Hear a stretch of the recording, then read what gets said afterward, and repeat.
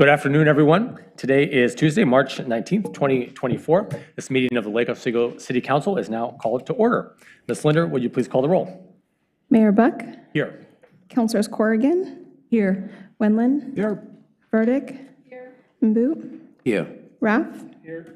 And Afghan is excused for the moment. All right. Thank you very much. Now, everyone, will you please stand, remove your hats, and join us in the pledge?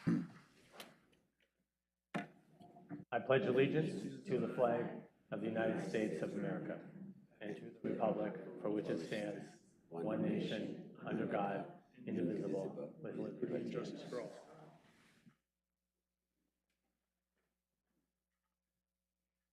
We're going to begin this afternoon with a presentation on the 2024 LO Reads program, and I'll invite Ms. Nyland and you, Ms. Kelly? Oh, okay, very good. It's great to have you with us. Thank you very much. It's a treat. Good afternoon, Mayor, City Councilors, City Manager, and staff. I'm Nancy Nyland, the Volunteer and Special Events Coordinator, and I am delighted to speak with you today about Lake Oswego Reads 2024, Honor by Thridi Umergar.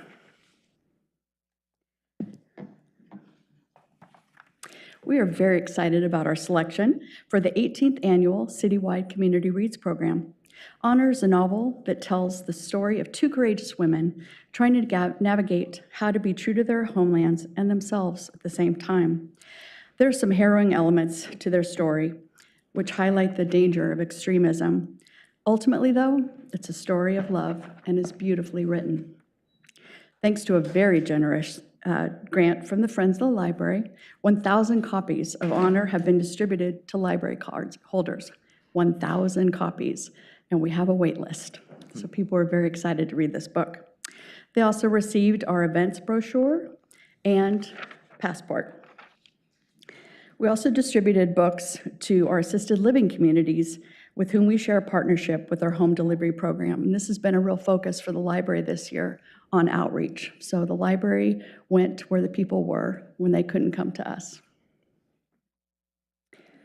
The month of April will be chock full of events, as you'll see by the brochure, which I have on everyone's table there if you want to take a look. Kicking off the month will be our art show, one of our favorite events every year. We expanded our call for artists and have 25 showcasing their art in all different mediums with their interpretations of our Ella Reed selection. The show will take place at the Lakewood Center for the Arts on April 1st as our kickoff to the month. Based on a suggestion from our Library Advisory Board youth member, Allison Corcola, the library piloted a youth component and received a matching grant through the Friends from our year-end giving campaign. We chose to use Thridi Umergar's gorgeous children's book called Sugar and Milk as our companion book. We were able to purchase 500 copies of this picture book, which will be distributed at a Storytime event on April 13th, at an event at a local elementary school, and be featured in our story walk at West Waluga Park. We'll have a full array of programs to appeal to all interests: dance, music, art, and of course, Indian treats.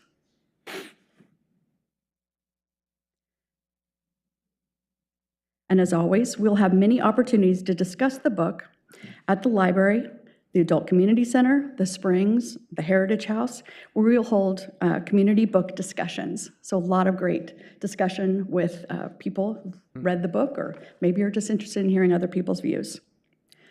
We love our partnerships at the library, and Lake Oswego Reads is no exception. We've partnered with the Lakewood Center, the Oswego Heritage House, our own Adult Community Center, and more. We'll be holding events with AAUW, the American Association of University Women, Lakewood Center Associates, and for the first time, our own city staff. There are many ways to participate. The brochure has all of our monthly events, as well as Passport. The Passport program has different events that ways to participate. QR codes are added to each for your convenience. 3 or more checkmarked events will be eligible for our drawing at the author event or in the preceding days before the author event, which is Thursday, April 25th at Lake Ridge High School. We will feature upcoming events on a weekly basis in the Lake Oswego Review and through social media channels. This is an example. It will have each of the events that is on the day. This is just an example of what that ad will look like. So we're getting lots of support from Lake Oswego Review as well. We will feature the author Thridi Umagar, who will be joined on stage by Oregon author Sandhya Banu. She is the author of Seeking Fortune Elsewhere. So we're very excited to have her and their joint conversation. They've been in conversation 3 other times, and they are a delight to watch. So this is wonderful. The event is free, but does require a ticket. Tickets are still available at the library. Tualatin Valley Community TV will film the event for live stream on their website and later viewing on the Lake Oswego Reads YouTube channel. A journalist for 17 years, Thridi Umagar has written for the Washington Post, the Cleveland Plain Dealer, and other national newspapers, and contributes regularly to the Boston Globe book pages. She is the winner of the Cleveland Arts Prize, a Lambda Literary Award, and the Seth Rosenberg Prize.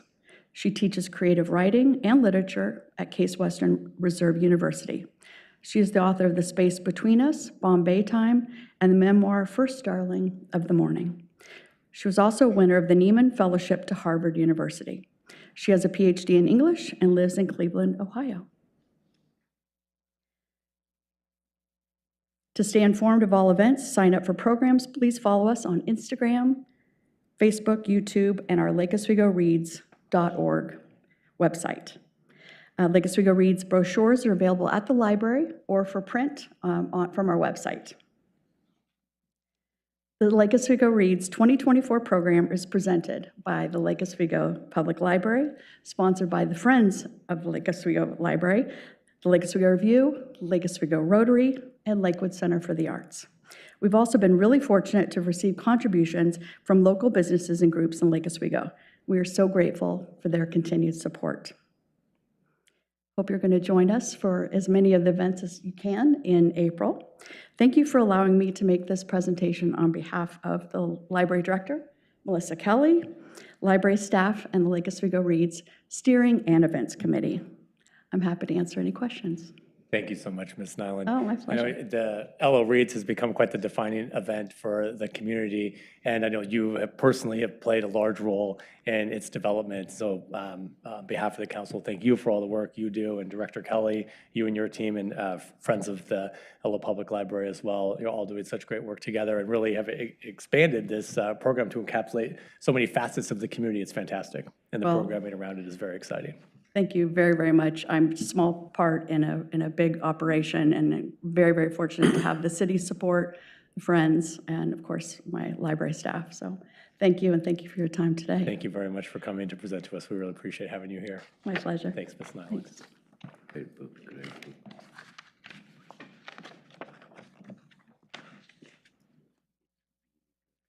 Well, for 35 years, the City of Lake Oswego has earned the Tree City USA designation from the National Arbor Day Foundation for demonstrating a strong commitment to managing and caring for trees.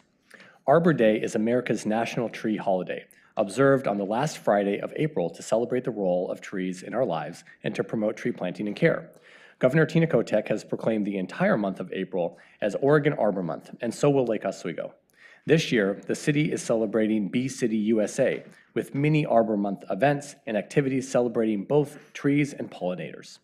A variety of events and activities have been organized by the city's planning and parks and recreation departments, the Sustainability Advisory Board, Lake Oswego Public Library, Oswego Lake Watershed Council, and Friends of Tryon Creek. Be on the lookout for the April Hello LO. Inside, you will find the annual Urban and Community Forestry newsletter with details about all the tree-rific ways to celebrate Arbor Month. Yes. Information will also be available on the city's website by the end of March.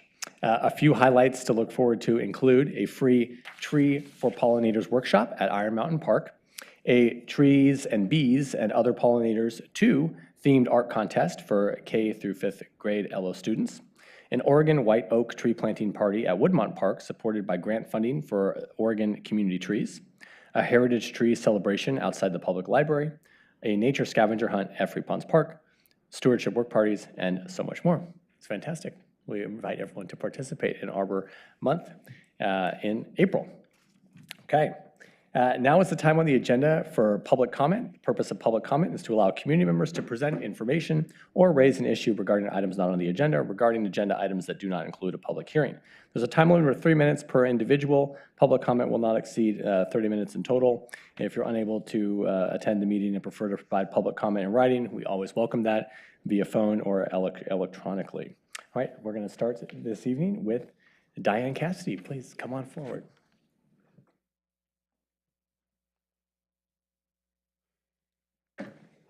Good afternoon. Hi, I'm Diane Cassidy. My address is 3601 Wren Street. I've been a Lake Oswego resident for probably 49 years, and my husband grew up here, so we're Lake Oswegans. I'm here today. I did send you all some of the research I've been doing in a letter regarding illicit massage businesses, otherwise known as erotic massage parlors. I read in the paper, or at least online, that Lake Oswego recently closed one down in Lake Grove.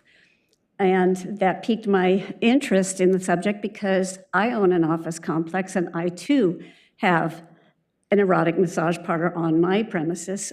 I didn't know it for a long time because, as they say in the research, these places hide in plain sight.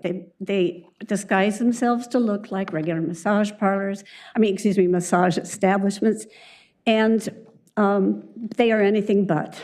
There are websites that I have outlined I gave you a link in my paper, my letter, that can list, you put in a city, you put in a zip code, you can find all of the ones that you want, and I will refrain from telling you anything more than that, but they will list which ones are illicit. And there were 2 in Lake Oswego, 1 is closed, but you still have 1 left that's on that website as advertising for special services. No, in the last, from 2022 to 2023, these illicit massage parlors have grown in this country 32% in that 1 year. This is an exploding problem. This is a problem that involves human trafficking. This is not a victimless crime.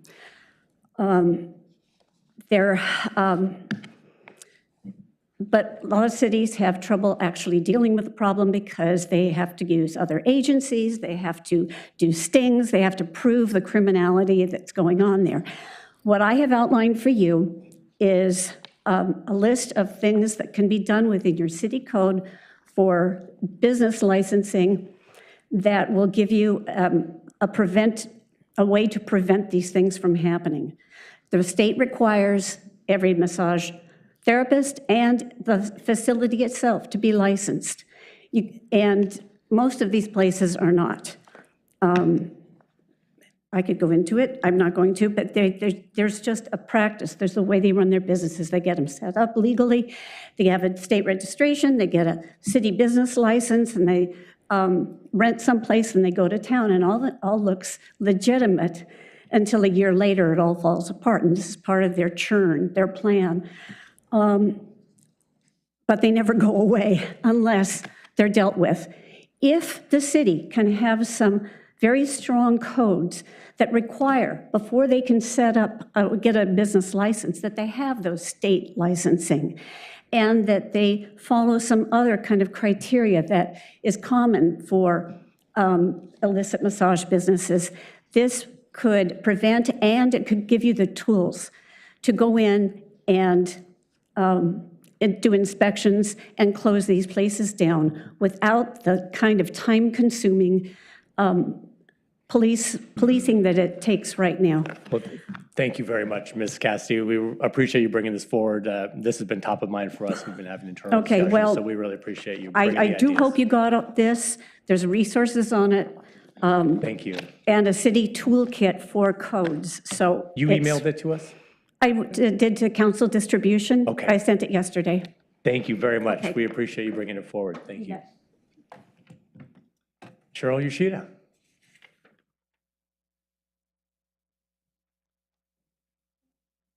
Good afternoon. Afternoon. See you. I'm Cheryl Uchida. I live at 15190 Quarry Road in Lake Oswego. Happy spring day. Today's the first day of spring, just in case you didn't know this. Look at the weather.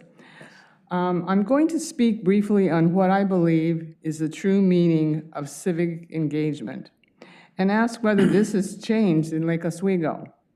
Mr. Mayor and council members, you advocate promoting civic engagement, which I thought it meant having at least a two-way dialogue and exchange of ideas and thoughts about various issues in our community.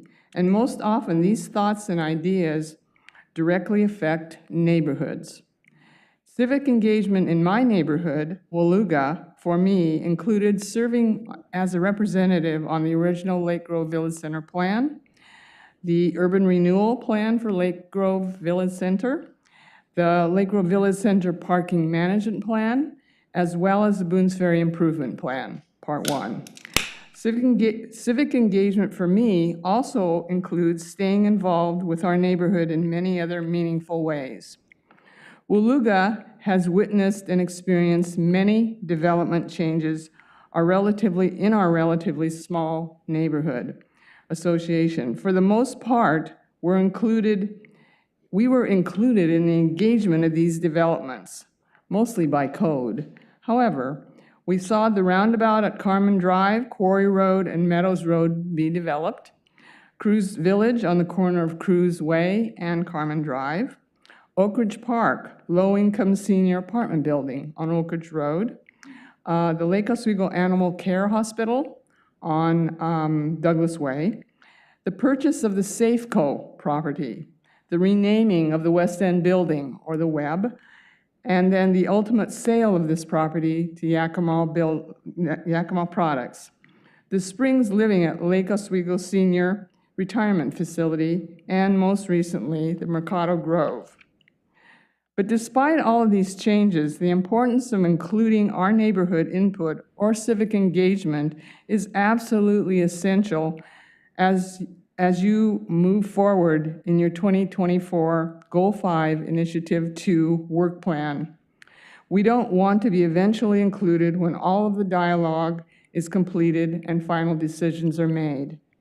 Developing a strategy for a community center on the west side of town that would include meeting spaces, public services, and possibly library services is a major ask, ASK. You mentioned collaborating and partnering with the school district. The Chamber of Commerce has already supported the big picture goal, as well as the Lake Grove Business Committee. But why haven't you thought to include Waluga neighborhood as a part of the stakeholder that will be vital as you work through your initiative? It's stunning that the Chamber, the Lake Oswego School Board, the Lake Oswego Long Range Facility Planning Committee, and the Lake Oswego Review all knew about the details of your partnership plan, none of which included dialogue with our neighborhood association for which property under discussion is located. Have we become the lowest common denominator, or none at all, for such an ambitious plan? Has civic engagement been redefined in Lake Oswego? Has the definition changed now with a very ambitious staff, mayor, and council? Thank you. Thanks, Ms. Yoshida. This is a big project, and rest assured, we're just so early in the process, we haven't even put out the public engagement plan. So you're way ahead of the curve. Yes, and we reached out to the superintendent of the school district, and she so thoughtfully wrote us a reply, including Martha Bennett's letter proposal to them. Yes. But I think our next step will be to attend their facilities planning. Exactly. Committee. And rest assured, when we do have a public engagement plan, of course it will include Waluga neighborhood, Lake Forest neighborhood, Lake Grove. It will include the entire community. It's a big discussion. Yeah, and understand that Waluga neighborhood is not against all of these ambitious plans. We hear you. We recognize that also the other neighborhood associations that are adjacent may be all for this plan. We do recognize and honor their positions. Right, this is the kernel of the idea right now, so we look forward to continuing to work with you. Thank you. As we progress. Thank you very much. Jeff Goodman.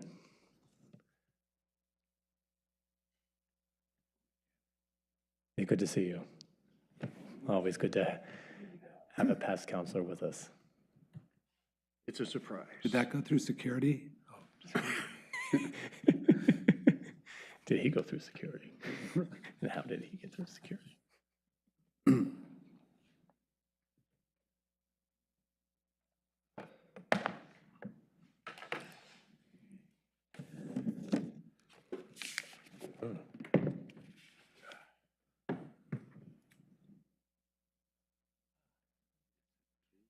Good afternoon, Mayor Buck, members of the council. My name is Jeff Goodman. I reside at 4088 Orchard Way. I am here today representing the Oswego Heritage Council, where I serve as a member of that council and also as the chair. I ask a question of each of you. How many of you have heard of the peg tree? Blank looks and some noddings of some heads. I'm very pleased to present here today the original peg from that peg tree. That peg tree is a survivor of a stand of fir trees that once lined Furnace Street down to the Iron Company furnace, which we all celebrate its survival today.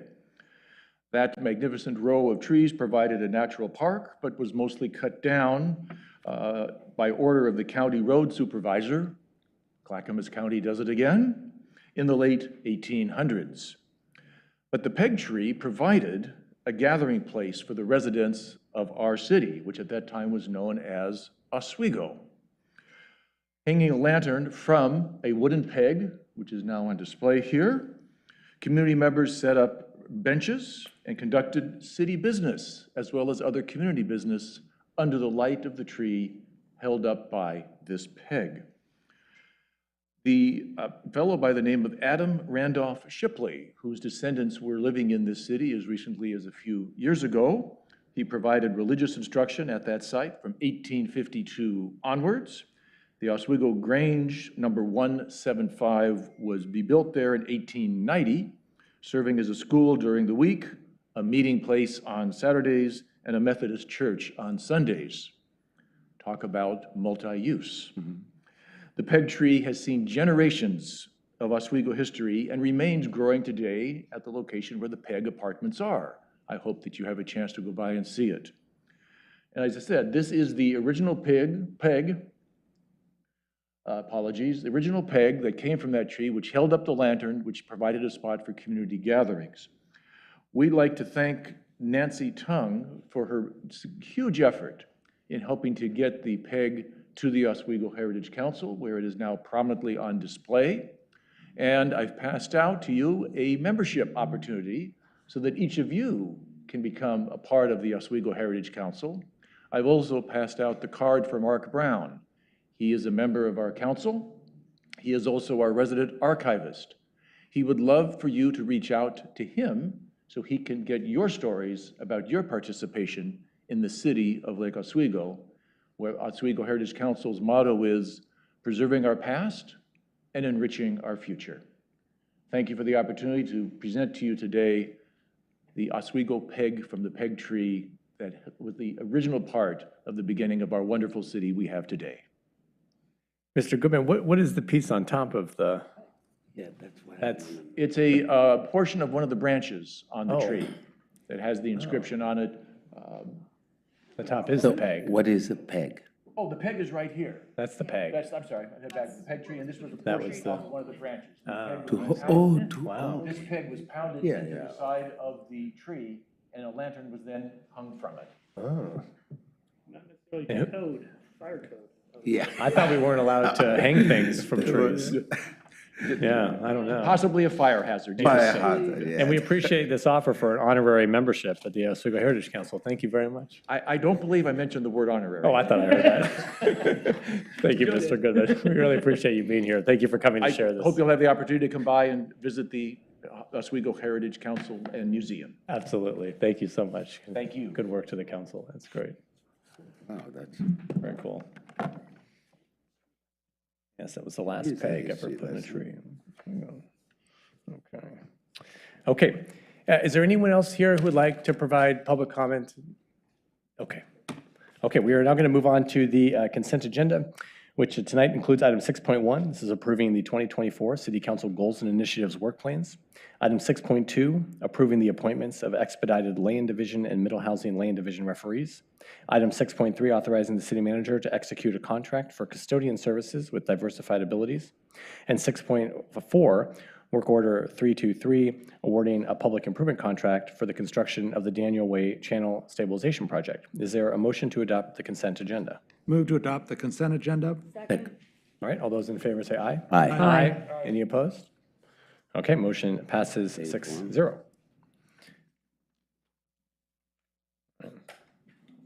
Okay. Mayor, that's actually 7-0. Ali Oh, voted is he yes. with us now? Yes, Okay, he's with Counselor us now. Afghan is joining us. Yeah, so motion passes 7-0. Thank you. 7-0. Great to have you with us, Counselor Afghan.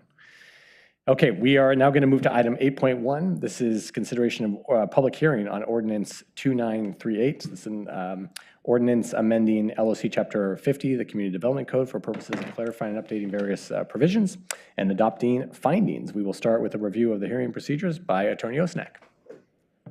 Thank you, Mayor Buck, members of the council. This is a legislative land use decision, which is generally for you all a policy decision that is within your sound discretion. The public hearing process will begin with a presentation by staff. Testimony will then be received from the public. Individuals will be allowed up to 5 minutes. Recognized neighborhood associations, homeowner associations, government associations, or other incorporated public interest organizations will be allowed up to 10 minutes. The time limit shall not include time taken up by questions from council or responses to such questions. Any person in attendance may cede his or her time for testimony to another person, but in no case shall any person's testimony be increased to greater than 10 minutes. And at this point, I need to ask if there are any financial conflicts of interest, either from those present or those virtually. I'll wait just a moment. No. Hearing none, we are ready for the staff report. Hi, Director Numalu. Good afternoon, Mayor, members of the council. Jessica Numalu, Community Development Director. It was supposed to be Ellen Davis, the project planner, that was presenting to you this afternoon. Unfortunately, she is sick, so I am filling in. I apologize if I stumble a little bit through the presentation, as I've had about an hour to prepare for this, but I should Thank be able you to for being get flexible. through it well enough.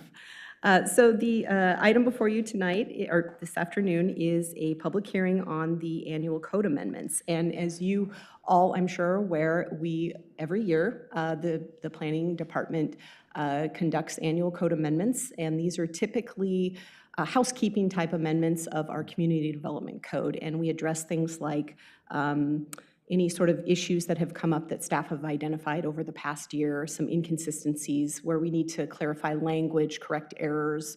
Sometimes it's to comply with state law. They're generally not standalone type amendments, which is why we bring them together as a package. And it's very typical of a planning department to do this on an annual basis.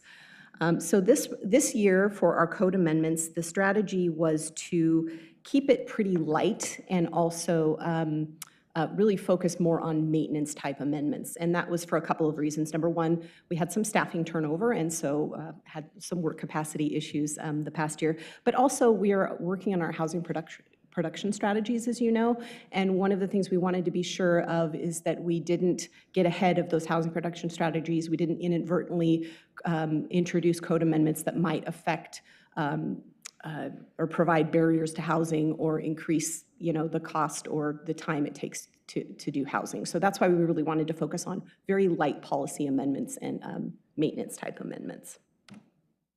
So for tonight's presentation, I'll provide you a brief background. There are 16 maintenance amendments in the packet, as well as 4 policy amendments. I am not going to go through every single one of those amendments, so have no fear. I think it was very clearly outlined in the staff report, and there was also the code amendments with the staff annotations that provides the background and the reasoning behind each amendment. So certainly happy to answer any questions at the end, but just want you to know I'm not going to go through each and every one of those. So at the end, of course, we'll have times for a question or discussion. As far as this process, we began with a work session with the Planning Commission in October. And at the first work session, that's when we brought forth the concepts and the list of code amendments that were proposed in the package. After review and getting feedback from the commission on that, we came back in December with actual draft code for the Planning Commission to review, received feedback on that, and then held a public hearing in February of this year. The Planning Commission adopted findings, and the recommendation before you tonight is the recommendations forwarded by the Planning Commission. So as I mentioned before, there are 16 maintenance amendments. There's a nice picture of a dog, I think, just to distract you. A dog's butt, actually. But as far as what is in the code amendments for the maintenance, mostly what you're looking at is things like, just as an example, oh, there it is, excuse me. We had a situation where we had a reference to 16 cottage clusters in our cottage cluster code. We only allow 8 cottage clusters, so that was an error. Very simple. We're removing 16 because we don't allow 16 cottage clusters. Another example is we're removing C Avenue from the special street setback table, and that's because it turns out that the entirety of C Avenue already meets the special street setback, so we actually don't need it in that table anymore, so we're removing it. And again, there's 16. I'm not going to go through each of those, but that just gives you an example that they're pretty straightforward, kind of simple type amendments. One of them that I do want to focus in on, this is considered a maintenance amendment, has to do with changes to the definition of duplex, quadplex, and triplex due to an issue where in our code currently, this is a bit complicated, I try not to go into too much detail, the current definitions just say that a duplex, quadplex, or triplex are either 2 attached dwelling units on one lot, 4 attached dwelling units, or 3 attached dwelling units on a lot. We do not have a definition of attached in the code. We have a definition of detached. And that definition of detached basically says that if you are separated by at least 3 feet or more, measured from eave to eave, it's considered detached. And at the end of that definition, it says anything less than that is considered attached. So that means you could have some 2 structures that are 2 feet away from each other, but not physically attached, and they're still considered attached per code.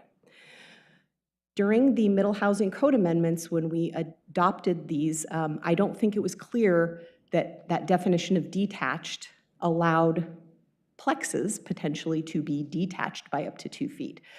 This was pointed out at a pre-app that we had in the First Edition Forest Hills Neighborhood Association. They were correct that when we went to the Planning Commission and the City Council during the middle housing amendments, even though the Middle Housing Task Force had recommended that we allow plexes to be detached, the clear direction from the council was that they should be attached. And it wasn't clear at the time that the council was aware of this definition of detached in the code. So we are fixing that by making it very clear that they have to be physically attached and cannot be detached by less than 3 feet. What we're introducing is a minimum 25% shared common wall or floor, because our definition of multifamily, or the definition of duplex, quadplex, triplex, does not have a minimum percentage that they have to be attached in a wall. So we're introducing that. That comes from our current definition of townhomes. Townhomes require at least a 25% of a structural wall to be attached. So we felt it was important that somebody couldn't just come in and attach at a corner. They needed to have some minimum percentage to be considered attached. So that is where the 25% came from. It's an existing code standard, so we borrowed from that. We also specified that in our current multifamily definition that it can share common walls or ceilings and floors. So that's some background. You may have more questions on that, and I'll be happy to take questions on that, but that is the background on that particular maintenance amendment. Moving on to the policy amendments, there are 4 of them. And I am actually going to skip ahead because we do have some illustrations to help you understand what these amendments are. And these were considered policy because there were several options that the Planning Commission could choose from. The first policy amendment has to do with cottage clusters, And there's a requirement in the code right now that says any cottage within a cottage cluster that's within 20 feet of a property line abutting a public street has to have a primary entrance into the living area of the cottage that is facing the street. And this is to provide, a kind of a street-friendly streetscape appearance. So you want to have like an entrance that's, to the street to kind of activate that street frontage.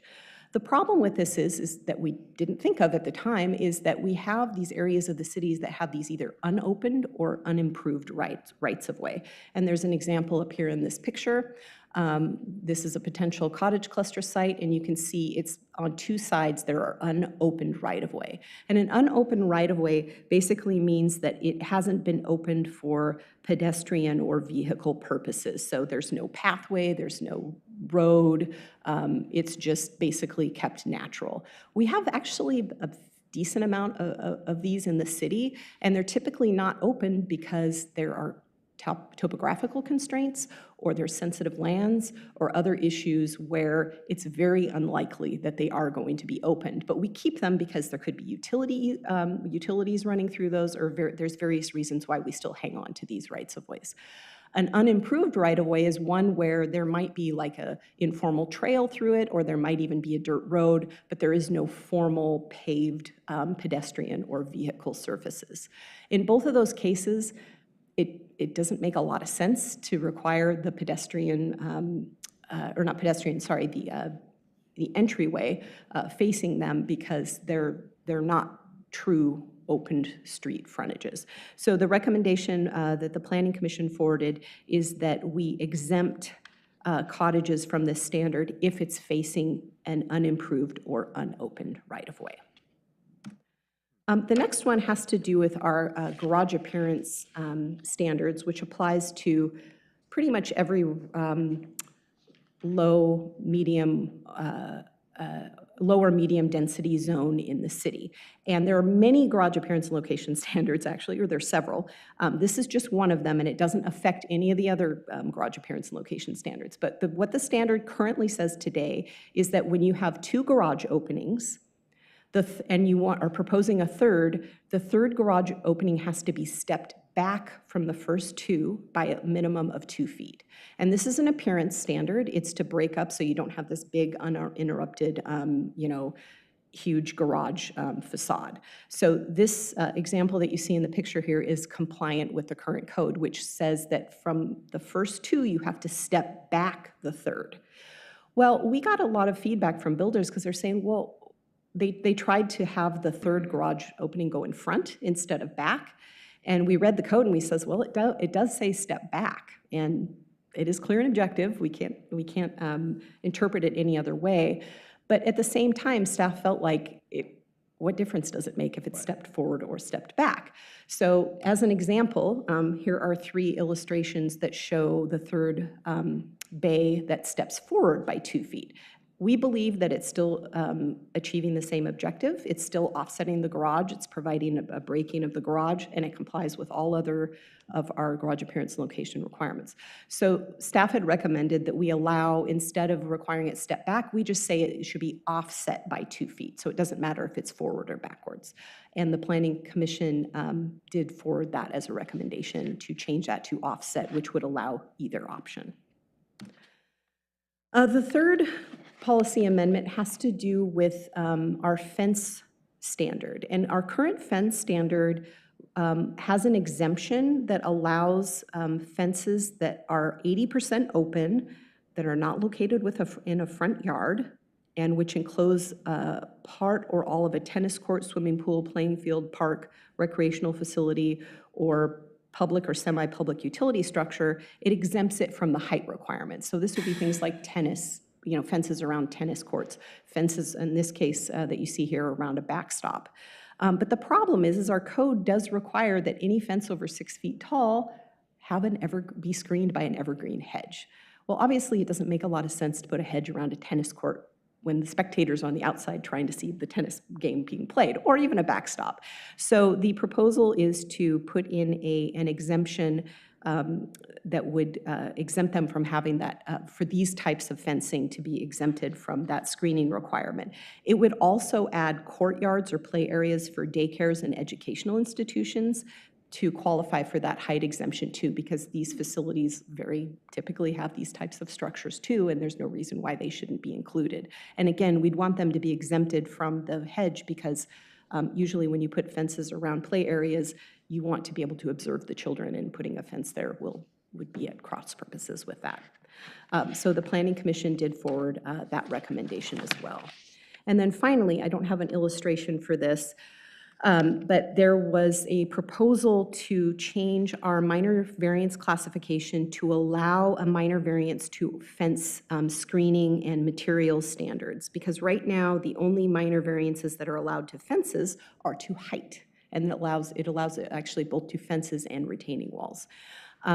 We believe that these types of structures are pretty minor, and somebody having to come in and get a major variance because for a screening or material is just a little bit overkill. So we felt that given that these are typically pretty minor types of variances, and it still goes through a public process, people can still have comment. There's a staff decision or a hearing body if it goes to a hearing body, and it has opportunity for appeal. So there's still public input. It's just they don't have to have this really high bar of a major variance for those types of standards. And the Planning Commission also forwarded that recommendation as well. So I believe I've covered everything, and I'd be happy to answer any questions. Thank you so much. Yeah. Any questions for Director Numalu? Council verdict.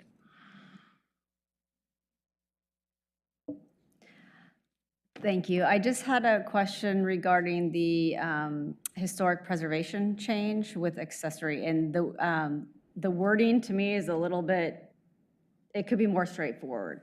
I understand what it was doing, but is there an opportunity to make it so that's just easy to read, a little more clear?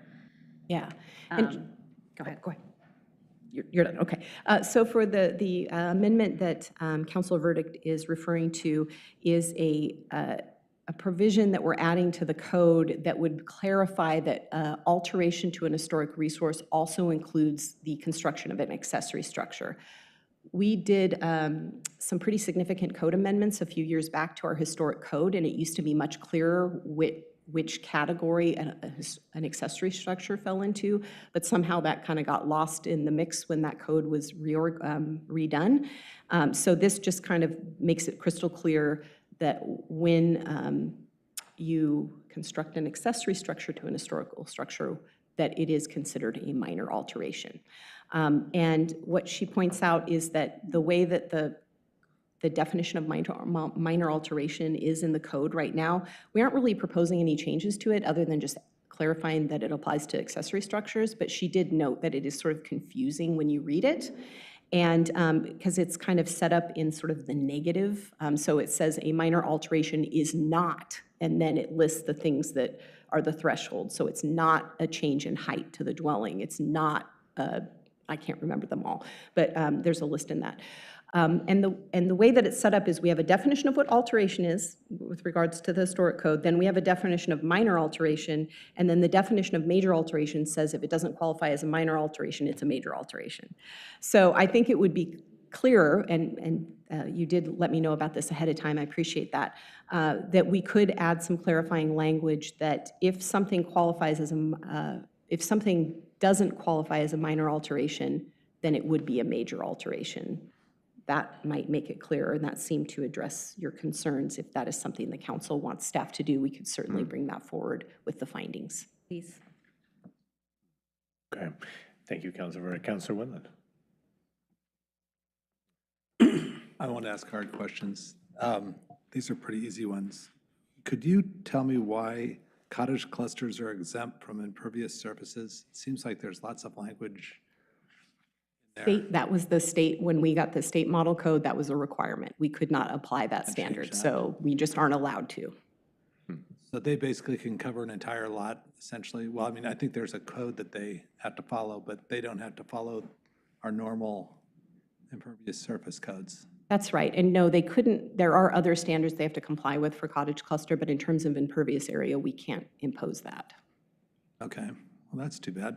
And then on the duplex, fourplex, triplex, plexplex, the common wall, 25% to me seems low. I mean, I guess when I look at this, there's different ways to look at it. I understand your townhouse example to kind of mirror that. I look at townhouses as being a kind of like a larger development where there's a lot of townhouses put together. And the design and so on could be 25% based on what they're dealing with. When it comes to a duplex or fourplex or triplex, it seems to me that one of the problems that I see is that we're taking maybe a single house out and putting one of these in. And I remember the discussion with council was that we wanted it to, at the end of the day, look like a single-family house, even though it might have 3 or 4 or 2 different residences in it. We were trying to keep the character of the neighborhood as close as we could so that it didn't look like Portland where you drive down the street and you see, you know, single family, and then a huge structure that's obviously a complete different look than what the rest of the street is. And so I mean, is the 25% up for negotiation, or can we go 50% at least, or something? Or I'm just trying to get it so that when you go down the street, you're not looking at an obvious triplex or fourplex, if that makes sense, just to try to keep the character of our neighborhoods. And I think that was one of the concerns of council that we had when we went through this process was we didn't know about we assumed attached meant, or a duplex or triplex was attached. That was an assumption that seems to be now we're going to fix. And I like that part, but I'm just wondering whether we should have a higher minimum. And that's, Yeah, I mean, that would what are be. your thoughts on that? I don't know. That would absolutely be within your purview to increase that if you so wish. The reasoning that staff put this forward is because that's what's in the existing code, and we didn't want to just pull something out of thin air. And in fact, before middle housing was created, it used to be considered multifamily, and the definition just says it shares common walls and ceilings. It didn't even have a minimum percentage requirement. So we felt it was important to at least add that in because it. But trying to stay within the existing code parameters. Certainly, you could do 50%, you could do 100%, you can do whatever percent you wish. We chose 25 because it was something that was already in the code, so there was a precedent for it, and also we felt like it would provide some flexibility for different types of designs. But if the council believes that's not desirable, you could come up with a different percentage. Typically in a townhouse, that would not be on a single-family lot, is that correct? Well, we do allow townhouse projects now on lots, on any single-family lot, so because it's what's the considered. difference between a townhouse and a fourplex? So typically, a townhouse is going to be, each unit is going to be located on its own lot. So they would actually do a subdivision to create the lots for the townhomes, but they would share common walls. But we would still require a townhouse to look somewhat like a single-family home, correct? I mean, so it doesn't look like you have, townhouses have to be connected, is that correct? Yes, by a minimum of 25%, and there's various ways. I mean, the townhouse across the street, I think they have a pretty much 100% connection, but you see some where they'll put the garages as the connectors. Right. Yeah, so there's lots of different I styles. totally get the setback. I mean, if you want to set it back and move them forward a little bit here and there, somewhat like your 3-stall garage, I think that's a great catch and a good add. But I'm just worried about duplexes, triplexes, and quadplexes arriving on single-family houses that start to look, I don't know, out of character with the neighborhood. So that's my only concern. That's why I would just suggest maybe moving up to 50% instead of 25. But it may be arbitrary. I don't know whether it's, I'm not sure there's one way or the other. And Maybe we could just put it on the ballot in November?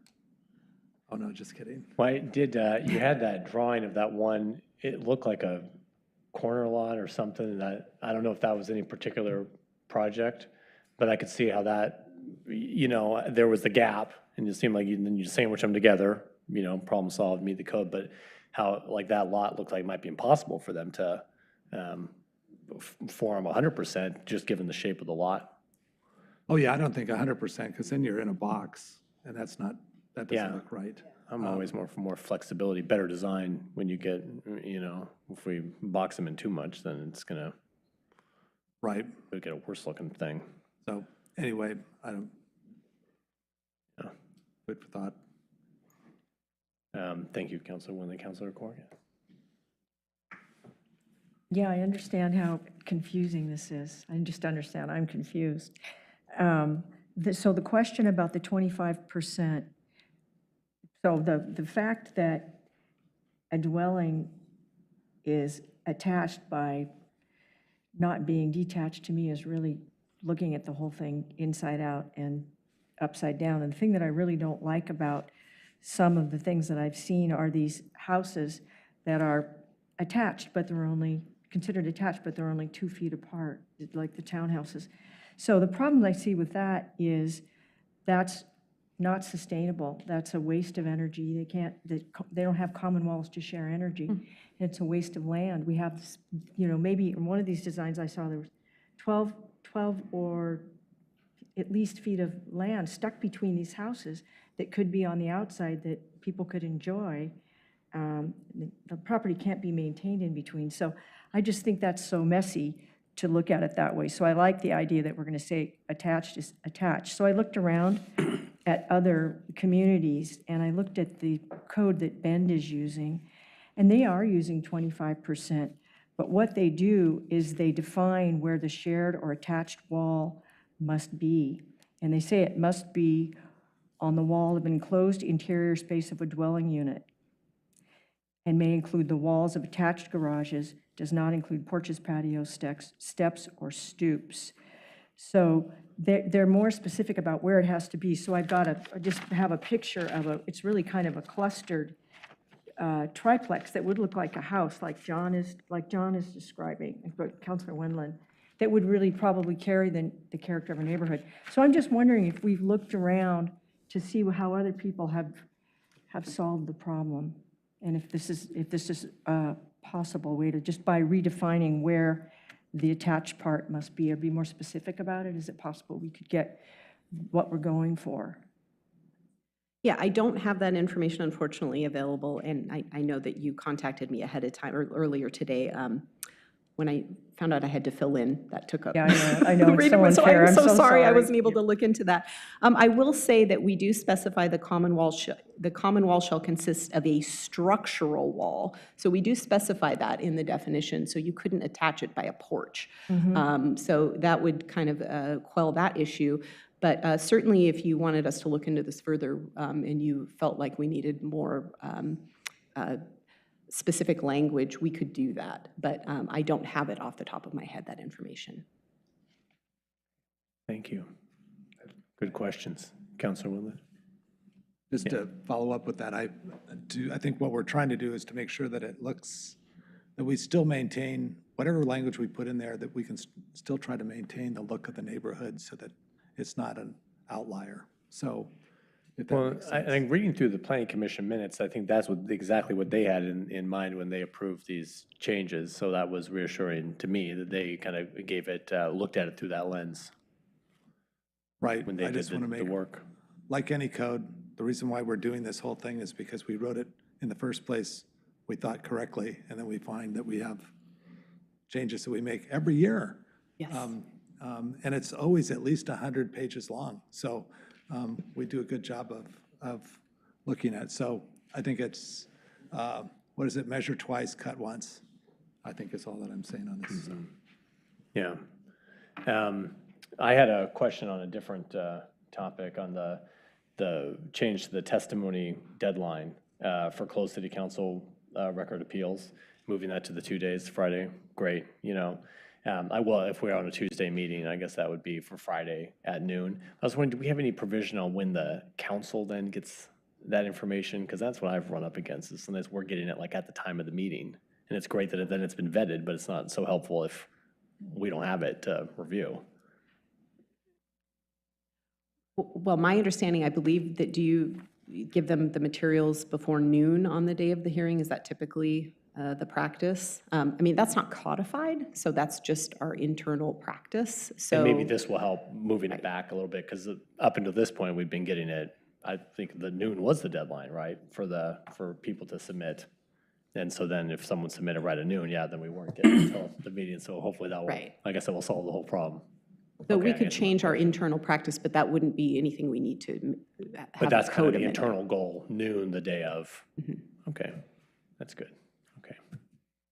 Okay. Any other questions before we have the hearing? Okay. Thank you, Ms. Director Numanolu. Okay. And with that, we're going to open the public hearing. And if you are here to testify and have not already filled out one of these blue slips, they are on the back table. Please go ahead and do so. But first up to provide testimony is Carol Uckert.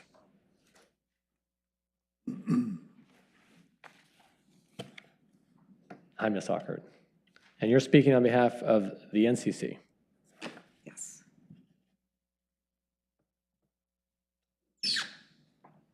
So Carrie, will it come up?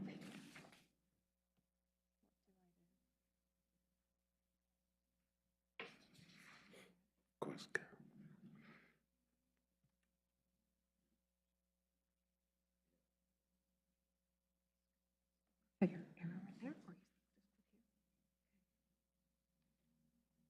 And will it go up there?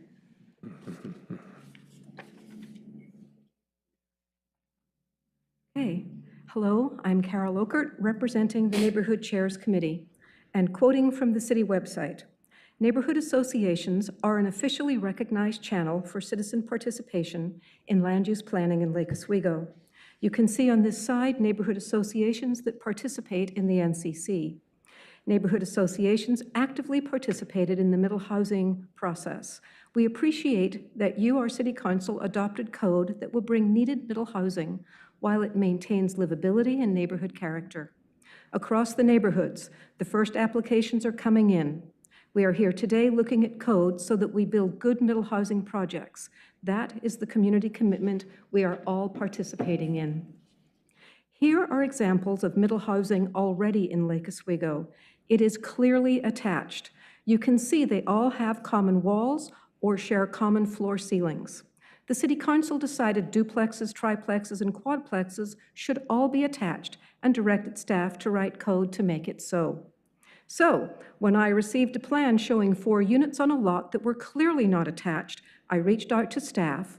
What I heard back was a misapplication and a misinterpretation of the code. Let me explain. Here is the quadplex. The subject structure is on the left. That's the main dwelling unit. The nearby structure is on the right. It's a detached garage with a studio on top. Between each of the 4 subject structures is an open space of less than 3 feet. Our code definition reads detached, a horizontal separation of 3 feet or more between the subject structure and nearby structures. If the distance of separation is less than 3 feet between the 2 structures, they shall be deemed to be attached. This means if a garage is 3 feet or more from the house, the garage is considered to be detached. The Deputy City Attorney provided staff a different interpretation. I was told that in his opinion, it is unclear in this definition what the terms subject structure and nearby structure means. So he concludes that since the dwelling units on the left are less than 3 feet away from each other, they are all attached, even though they don't share a common wall or ceiling floor. I question this new interpretation the Deputy City Attorney has recently made. This code definition for detached is definitely not about the distance between main dwelling units. Council recently approved a new house to be built less than 3 feet away from its neighbor's wall. It has just been completed. A yardstick on a pole between the 2 houses clearly shows these 2 main dwelling units are less than 3 feet apart. It's important to note our definition of detached makes no reference to lot, either the same lot or an adjacent lot, when referring to detached versus attached. These neighbors may be quite upset if you, City Council, validate a new code interpretation today that designates their two houses as being attached because they are less than 3 feet apart. This misinterpretation of code comes with unintended consequences that staff has not had the time to explore. The Deputy City Attorney's interpretation will also allow the developer to grandfather in his erroneous quadplex application based on a code misinterpretation. You can avert this. City Council can direct staff today to insert an interpretation into our code, they do it routinely, to clarify that the term nearby structures specifically means any accessory structures to the associated subject structure, be it a garage or studio or accessory dwelling unit. This prevents unintended consequences from a misinterpretation of our code definition for detached attached, and it prevents grandfathering in any misfit applications. And still, you can decide a percentage if you want to allow for more flexibility in middle housing code. The percentage of common wall attachment for 25% for townhomes was set a number of years ago when they were only allowed in our higher density zones. Middle housing will now be allowed in all residential zones. So to stay in line with typical neighborhood character and build in some flexibility, the NCC offers our support of a minimum of 75% attachment of common walls and ceiling floors for duplexes, triplexes, and quadplexes. And it's worth noting, more attached equals more energy efficient. During the Middle Housing Code process, the community was shown this picture and similar images of cottage clusters. Small cottages around a common courtyard. What we believed when we were told the word common was a shared amenity held in common ownership, a place for everybody in the development where neighbors could picnic, kids could play, and yes, even pets might toilet. But the current code reality is that the common courtyard can be sold off to individual owners. On the left is an example in Hallinan where the proposed plan is to sell half of the common courtyard to Unit 3 and half to Unit 4. And in the plan on the right, it looks like Unit H and Unit E own no part of the common courtyard, and Unit A owns a microscopic corner portion. Are you starting to understand the mess? Well, the people who attended a recent neighborhood general meeting in Hallinan get it. To quote the neighborhood chair, everyone attending agreed not having common ownership will invite disaster because if a person thinks it's their front yard, they will treat a common courtyard like their front yard and not take kindly to other neighbors using that space. And once that happens, problems will begin. The NCC has worked to correct this since September of 2023. We asked repeatedly to have it included in annual code updates. Staff refused. Planning Commission was very concerned that the common courtyard was not required to be held in common, but staff highlighted time constraints to renotice caused by staff's repeated refusal to include this item. Now we are here today to make this request directly to Council. Allowing individuals to own all or part of the common courtyard undercuts function, even with a recorded easement. If you own it, you are much more likely to resist allowing others to use it. City staff has noted that if the common courtyard is not owned by a HOA, then when a complaint is made to the city code enforcement officer must directly address courtyard violations with the owner or owners who own the portion of the courtyard.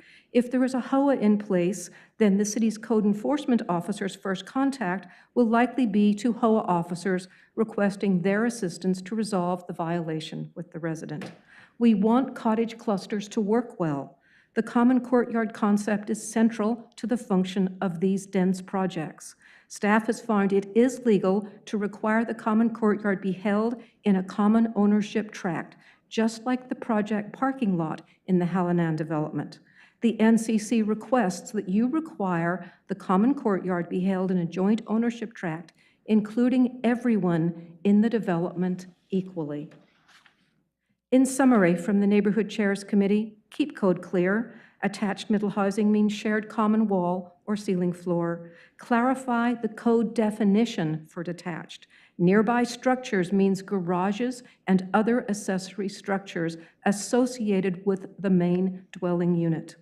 If council wants to add flexibility for middle housing, then require duplexes, triplex, and quadplex to have a shared common wall or ceiling floor at a minimum of 75% to keep with neighborhood character.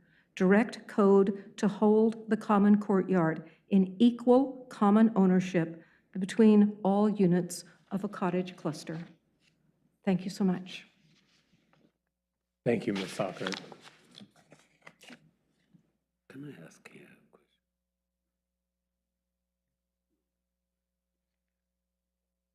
Stacy Hauser.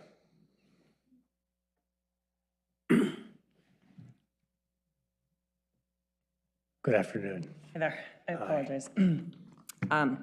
I'm Stacy Hauser. I live in the First Edition neighborhood, and wanted to start by apologizing. Carol's much more informed on current codes and processes, and her presentations are quite nice. I don't have one. I just am going to speak. But I did want to talk to you about two separate code concerns that I have. The first one is actually the common courtyard in the cottage cluster plans. As I just wanted to make sure that I voiced my support for Carol, making sure that I asked that you also amend and interpret the code to accommodate a true common space, one that is shared by all cottage clusters along some or part of each property's line. That is the true nature of the what I interpret the actual intent of the code to be.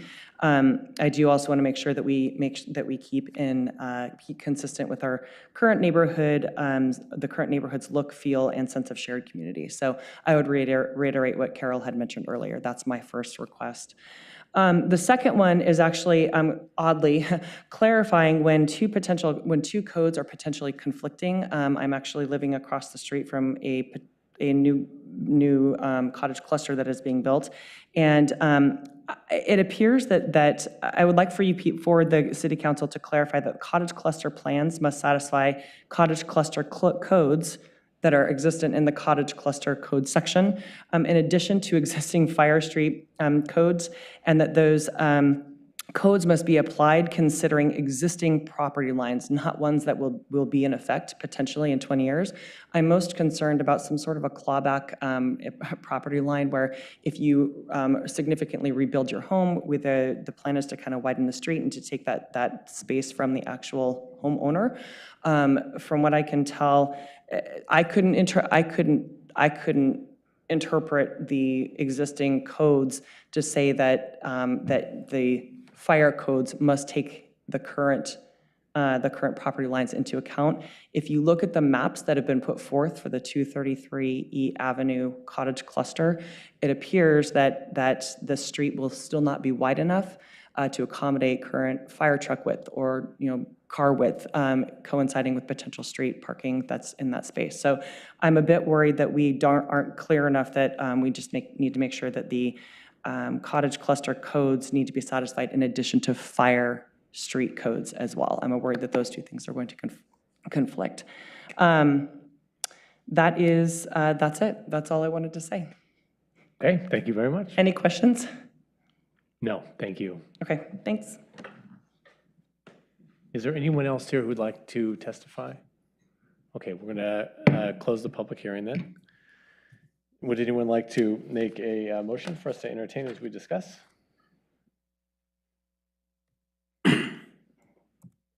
Anyone like to make a motion? I would love to make a motion. I can make it, yeah. Move to tentatively approve ordinance 2938 and direct staff to return on April 2nd, 2024 with a final version of the ordinance, including findings and conclusions for LU 23-0036. Second. All right, second. Thank you both. And Councilor Afghan, I think you had a question earlier, and out of sight, out of mind. I'm so sorry, but you're always in my heart. Would you like me to have Director Numanalu come back so you can ask a question? Mr. Mayor, maybe I can just put my questions to the table and then you can decide what we do. I thought that NCC had 3 good points that I would like to hear the staff's response to, like attached, detached definition, 25% versus 75%, as well as the commons area being defined and not letting it be as part of the developer's definition. Okay, those are 2 points. Three. Oh, 3. What was the third one? Attached and detached. Attached, detached, and the common area. 25% versus 75%. Oh, isn't that it? Oh, I thought that was part of the attached, detached. Director Namon, did you want to come back up? As I understand, we appreciate this topic of the common area, but that I see is not part of these amendments that are before us at this hearing. That's right. I can start with that since you brought it up first. This was testimony that Ms. Ockert provided on behalf of the neighborhood chairs and Fan Forest Hills Neighborhood Association during the second Planning Commission work session as well as the public hearing. And she is correct. She did notify staff of this, I would say, I think it was around September of last year. She first brought it up, which was about a month before the first Planning Commission work session. At that point, when she suggested it, the first thing that we did was check in with DLCD, Department of Land Conservation and Development, to determine whether or not we could require either, or that a common courtyard be put into a tract. Right now, the way the code is written, you can either have it through easements. So if you do a middle housing land division, you can have an easement for the common courtyard, or you could have it in a separate tract. So it's really the builder's or developer's choice as to which one they want to do. We'll accept either. But what I think Ms. Ockert is advocating for is that we would require that it only be in a tract and that it be managed by a common homeowners association, which she referred to as HOA or HOA. DLCD came back to us and they said that the model code does mention both easements as well as tracts. They weren't sure if we could require one over the other. So they suggested that we check with our city attorney's office. So we got an opinion from Deputy City Attorney Aboon, and he suggested that he believed that, yes, we think you could require one or the other. He did not believe we could require an HOA, and he wanted to look into that further. After that information, we then checked in with a couple of cities to see what they were doing. As I mentioned before, our concern is we don't want to introduce something into the code right now that gets ahead of our housing production strategy work. We don't want to introduce something that could be a potential barrier, we don't know, or could make it more complicated for these types of developments. So that was our concern, and we wanted to make sure to do more due diligence. We talked to the City of Portland as well as the City of Bend. Neither of them require that cottage clusters be in a tract or within an easement. It's the choice of the builder or developer. We talked to 2 different people at the city and confirmed that. And in fact, the City of Portland said that they believed that if we required an HOA in a tract, that it would run afoul of the whole purpose of the middle housing land division, which was to provide an alternative to the condominiumization process, which does require a homeowners association. That is not done through the city, that's done at the state level. I am not intimately familiar with the process, but my understanding is it's quite cumbersome to go through that process. So my understanding is the intent through the middle housing land division was to provide an alternative to that more cumbersome condominiumization process. So given the complications of all of this, I did decline to include that into the code amendments. I let Ms. Ockert know that we would put it on our list for the next round of code amendments for consideration, and let her know that she could still bring it forth to the Planning Commission and the City Council. And there was one other thought that I had on that.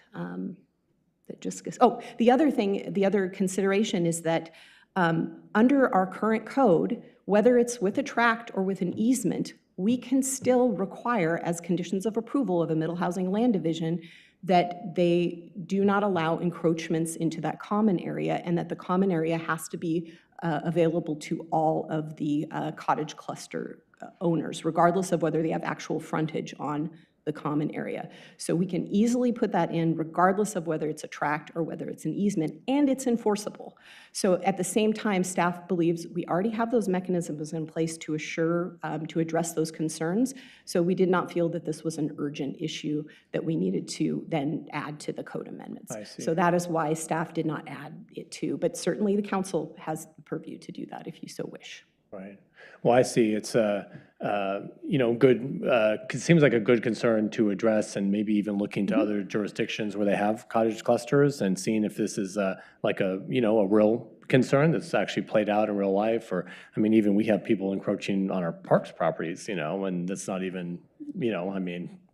I do know anecdotally the HOA is also an issue. HOAs in town, they have a real difficult time maintaining themselves. It's onerous. And they have also, their shared area has fallen by the wayside because of the difficult structure and the lack of people who want to serve and all this other stuff. And so, that has its own set of complications with it as well. No, I just, what I don't know, during the planning also, what I don't understand, and that's where I agree with Ms. Ockett, that if they have that common area, that some of the owners can own it, and the other dwellings, how is it working? I don't understand that. I mean. Yeah, so the first thing I would clarify that I should have said at the very beginning is if you have a cottage cluster on one lot, this is not an issue. So if you just have one ownership of the whole cottage cluster and they rent out the cottages, everything is in common ownership, so that's not an issue. It becomes an issue when they do a middle housing land division. A middle housing land division is solely for the purposes of breaking up the lots so that you can sell off each of the cottages. And so you saw the different lot configurations. They're very sort of confusing, but it allows people to own those individual cottages. If they do it in that way and they don't have it in a separate tract, then what we can do is put easements over the courtyard area that would specify and would be on the title to their property, noting that it is a common area, that it's for use by all the cottage clusters, and it's, again, regardless of whether they have frontage on the common area or not, and it has to be maintained by all the owners. And we can also put conditions of approval to prevent encroachments as part of the middle housing land division process. Okay. Which is enforceable by staff. Okay, yeah, because, So, I have, as an example, I live on a flag lot, and so my driveway is owned by my neighbor, but I have an easement, so that I can use it as a driveway. So, I mean, it's a common thing throughout town. Obviously, the neighbor then, because of the easement, can't just landscape the driveway or use it however they please. Put road bumps put some spike strips there, yeah. So I guess I like the easement idea. I guess my question is, how does the insurance work with that? If it's owned by them, but somebody has an easement to your area, if something happens on that easement, is it insured by the owner, or there's not an entity to go after the easement other than the owner of the lot? So let's just say Unit 1 has ownership of the common area, and Unit 2 and 3 both fall on ice and they get injured or whatever in the common area that's the easement. Can it be, and I know you're not an insurance person, but I guess maybe are we setting ourselves up for somebody not, once they get everything built, that they can't get insurance? Is it common practice, I guess, for them to have an easement like that? Well, we have easements all over the place in the city. So for instance, we used to do, instead of open space tracts, we would allow conservation easements. So they're quite common. And those would be, sometimes they're available where the other people in the plan development can actually go upon that tract because there might even be a public or a trail or an easement for them to get to another part of the plan development or to a park or something like that. So they're very common. I got to be honest with you, I don't know how the insurance works, but it must work because we have plenty of those types of situations in the city. But I don't want to put our city attorney on the spot, but maybe, it's fine. Yeah. Oh, yeah, why not? You have two city attorneys, Jessica. You didn't realize that Evan's there. He's itching to get up. But would you like to hear from Deputy City Attorney Boone on this matter, or do you feel like you got your question answered? Well, I guess I would like clarity to make sure that we're not creating something that could be a issue moving forward. I understand your conservation easement, but those are not necessarily where you would be playing. Let's just say you're playing jarts. Somebody, gets injured. The lawn dart. Lawn darts, whatever. Okay, someone gets Just to stabbed with a... clarify the question presented, as I understand it, what you're really asking is, would it be difficult or impossible? Are there insurance products for individual owners of cottage clusters who own a common area? Are there insurance products to insure them against general liability for injury, et cetera, on those? Right, versus requiring an HOA that you'd have your own policy. Right. Insurance is to protect a person from their negligence in their actions or omissions to act. It doesn't relate to the title of the property.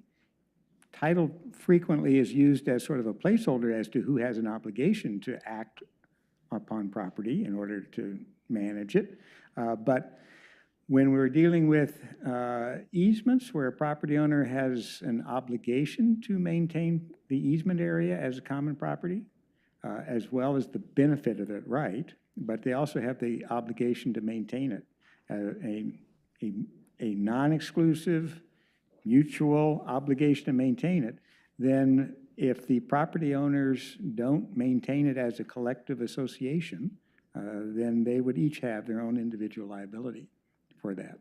But that's if there's an association. Well, no, it could, no, as a homeowner, I have an obligation to manage my property interests, and I have a property interest, an undivided interest in that common property, but I have an obligation to maintain it. And so Evan, let me just interrupt you. Would all of the cottage clusters have something on their title, a deed restriction of some kind? So the deed restriction wouldn't just be on the folks who own the easement, it would be on everyone. Each property owner. That's what I'm trying to, so. Each property owner of each lot in the cottage cluster has an undivided right to use it, but also an undivided obligation to maintain it for the common usage. Okay. And that's the problem with the associations, where they tend to fritter away. Right. But bottom line is, each one of them has an obligation to make sure that the common area that they have a right, an obligation to maintain, is done so in a non-negligent manner. Right, regardless of who owns it. Regardless, an easement is a property interest. They own an easement interest. I see. Okay. We know about easements. Yes. We love easements. Lots of easements. Thank you. Perfect. Okay. Well, Lake Oswego can't get enough easements. Councilor Afkin, did that answer that one question for you? It's still unclear to me how this is going to work, but as I have said in the past, I have a lot of respect for private property ownership. So I'm going to let the developers and their lawyers figure this one out. I do realize that NCC has stepped forward and said this is going to create a mess, and the city has to often get involved and say which code are being violated. So yes, Mr. Mayor, let's go to the 25% versus 75%. Okay, so I think Councilor Afghan and somewhat Councilwoman kind of asking how we've arrived at the 25. And I understand that's kind of the current code. That's how all of the townhomes and whatnot that we have now, they have been built under this standard. And it's just a minimum requirement, not a maximum, not an absolute standard, right? You can attach all the walls if you want to or whatnot. That's correct. And was there any discussion at the Planning Commission level, perhaps, that around the idea of changing the percentage from 25 to a higher percentage, and how did they arrive at the 25% recommendation? Yeah, Ms. Ockert did testify at the Planning Commission on this same subject, and so they did hear the opportunity or the suggestion to have a higher percentage. The Planning Commission elected not to move forward with that. I recall they had a discussion. I can't recall the exact reason. I apologize why. I would need to look in the findings on whether or not they addressed that in their findings or the minutes. But my recollection is that they understood that that was what was in the existing code, and it would allow some flexibility. I will say from staff standpoint, that's the reason we put it in there. We thought it was conservative in the sense that it is more flexible, but we don't have any particular reason why it has to be 25%. So if the council feels strongly that it should be a higher percentage, I think that is fine and is supportable. Staff does not have any objection to that. But I do think that the Planning Commission, as I vaguely recall, it was just to allow more flexibility. Okay. Does that answer the question, Councilor Afghan? Thank you, Director. Yes, thank you so very much. And the last one is, why wouldn't we consider adding the definition of an attached unit versus leaving it open? Okay, so the issue that Ms. Ockert pointed out is the current code, which basically says that a structure is considered to be attached if it is separated by less than 3 feet. And I believe she believes that we're interpreting this different way. We're just reading the plain language of the code, which is pretty clear and objective.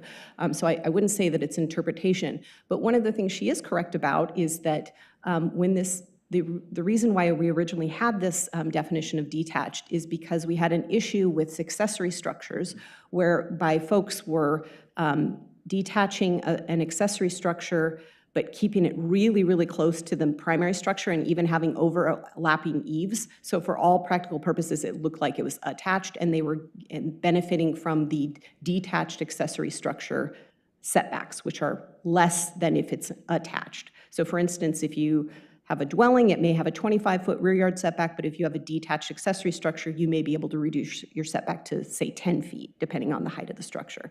So to address that, that's where we came up with this definition of detached so that we didn't have these sort of attached accessory structures that appeared to be attached. So she is correct. That's where it came from. But it doesn't specify that it only applies to accessory structures in the definition. That is something we could add in as clarity, but right now that is not in the code. Okay. Does that answer your question, Councilor Afghan? I did find. Yes, thank you very much. Thank you very much for the good questions. I did find in the minutes here from the Planning Commission that going back to the common wall, that actually their decision was between doing 25% common wall or allowing the detached wall, and 2 of them actually favored doing the detached wall and the others favored the 25%. So their conversation was actually centered around going less than 25%. And again, it seems like to provide as much flexibility for good options. So. Before you change it, I will say my only concern is that some of the best duplex design actually happens on corner lots where you end up with front doors facing opposite streets and they look like single-family homes. And I think we would want to, take a look at what the impact of 75% would be on development like that. Actually, First Edition and Old Town both have beautiful examples of duplexes that blend very well into the community. Some of them are attached only by the garage. And so before you change it, I think we ought to just take a quick look. I think I understand your intention, which is to make sure the number is high enough so that you don't end up with really weird design, right? I think that's what I'm hearing at least. But let us take, before you change the number, let us take a look. Am I making sense? Because my favorite duplexes are ones that don't look like duplexes. I'm nervous to just knee-jerk some random percentage, especially given the vetting that the Planning Commission did, and the fact that we have built good products using these standards. I guess I'm not. Can I ask you a question? If a single-family house wanted to put a detached structure. Like an ADU? They would have, or a garage or whatever, would they have the same, this would apply to them exactly as it would so we're consistent in the code for multiplex and single, is that correct? So the proposal is to change the definition specifically for duplex, triplex, and quadplex to make it very clear that they have to be physically attached and for a minimum percentage. It does not affect single family. It would still be subject to the current definition of detached, which would allow them to have accessory structures that are considered detached if they're 3 feet or more away. Right, so I mean, just as an example, let's just say you have a box house that's a square house, and then they put it in as 3 units, and we'll call it a triplex. Would the single house and the triplex still be able to do a detached garage in the same manner? Yes. Okay, so at least we're consistent. Again, I'm looking for consistency of look and maybe not function from that standpoint of view, because I think we owe it to our neighbors. And I think we heard time and time again when all this was coming through that we want to try to maintain the character of our neighborhoods. And so as long as it's an even playing field, I mean, that's my main concern. I think that was the main concern of council. So I guess I'm a little less concerned about the language part as I am to make sure that whatever you can do on a single, you can do it in a triplex, but whatever you do in a triplex has to be the same standards as a single.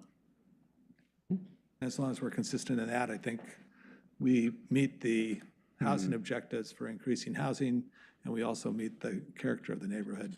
So that's my compromise theory, if that makes sense. Yes.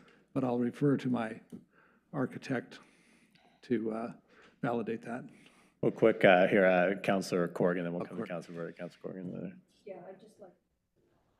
I'd like to echo what Councilor Wendland said. So I think that's what we're going for, things that retain the neighborhood character. But I think it's really, I honestly believe it's more than in the percentage. It's in the language of the way that the shared or attached wall must be. And so I'd really love if you could take time to look at perhaps what was done in the Bend Development Code and think about how that might fit in our city, because I think it's working there, and I think it's working very well. So I'm hoping maybe we can pull this out and come back to it. I don't know if that's possible, but that's what I would support. Okay, thank you, Councilor Corrigan. Councilor Burdick. So I just want to go back. If you have a single-family house and you want to add a garage and it's within 3 feet, that's then considered attached? Yes, if they're not separated, from eave to eave, if it's separated by less than 3 feet, it's attached.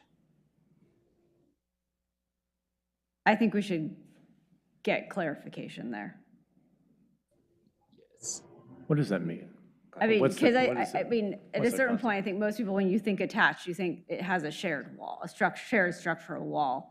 So we still kind of have this gap in the code that also you can have a structure. Why would you do that, though? Why would you Well, put it so close? I wouldn't, but people do. I don't know why. But I would guess it has to do with what setbacks you wouldn't do that, because you would actually end up having to comply with larger setback. You wouldn't do it. You would find a way to push your garage more than 3 feet so that you could have a shorter setback So requirement. can we, I mean, I hear what then- you're saying. It seems illogical, but the reality is the impact is that the closer you put it to your house, the bigger your setback requirement is going to be. That's what Jessica said earlier. So if you, for some reason, feel like you want it to be detached, you're going to go for detached so that you detach can it, be closer to your property line. There's no advantage. This isn't anything new, is it? No, this is an old problem we've had in the code. People don't do it. I'm not saying that you don't want to clean it up, but I would say you don't have to clean it up right now. You can put it on your list for I a would say put future it on the code. list to clean it up. I'm good with putting it on the list, but I think this is one of those things that does cause a lot of, it makes no sense, so it makes your head explode. So prevent stupidity, is this what it says, clean up? But, so I'm fine as long as it gets put on the list. Okay. Thank you. Thank you for taking the time to go through all these questions, really. Does anyone else have any additional questions over here? Anything else for deliberation? Yeah. I just kind of want to make sure that we get the cleanup too and the language on the historic preservation section too. So what is that specifically? All houses are historical. Okay, done deal. Jessica did a great job of explaining it I mean, is this, are you trying to amend the? It's not changing anything, it's just making it clear. It's just cleaning up language. So you it's would not add confusing. language to the definition of minor alteration, parentheses, historic, because there's another minor alteration. Anyway, it doesn't matter. And you would add clarification that if it doesn't meet the definition of minor alteration, it's considered a major alteration. Yeah, but It's truly a language Clarification. clarification, because when I was going through I was like having to read it and reread it and reread it, and I called Director Namalu and was like, help me.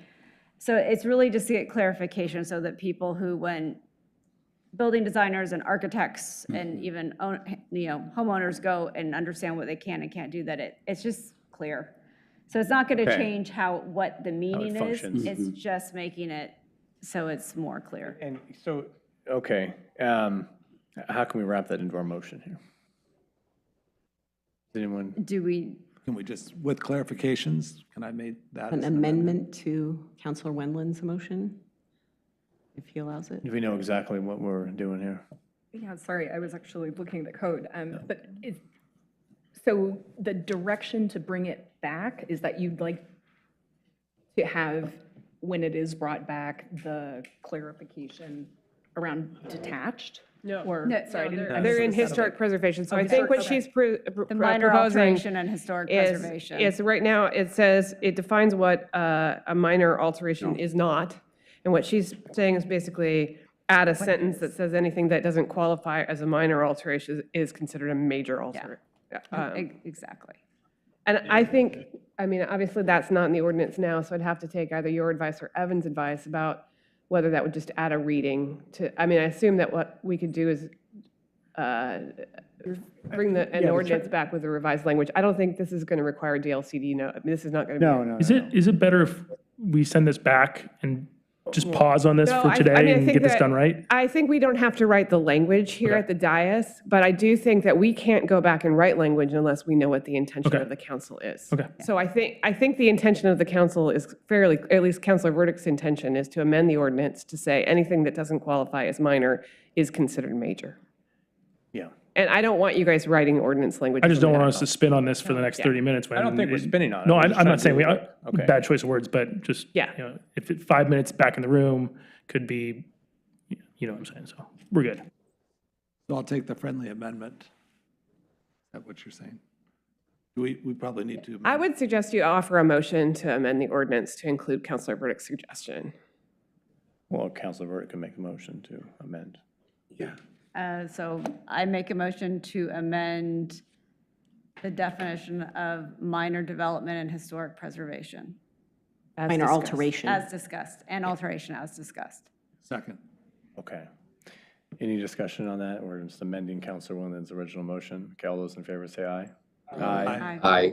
Any opposed? Okay, motion passes 7-0. Okay, so now we have a new master motion on the table. I do want to recognize Councilor Corrigan's comments about the Bend code. Is there any interest in, now that we would have to probably continue this deliberation to go back and analyze this Bend code. I just really, do you feel like this does not, Councilor Corrigan, get at the shared wall? Because I see what they're trying to preclude it from porches, and our code is specific to structural walls. So I just don't want us to spend a lot of time if we're already there.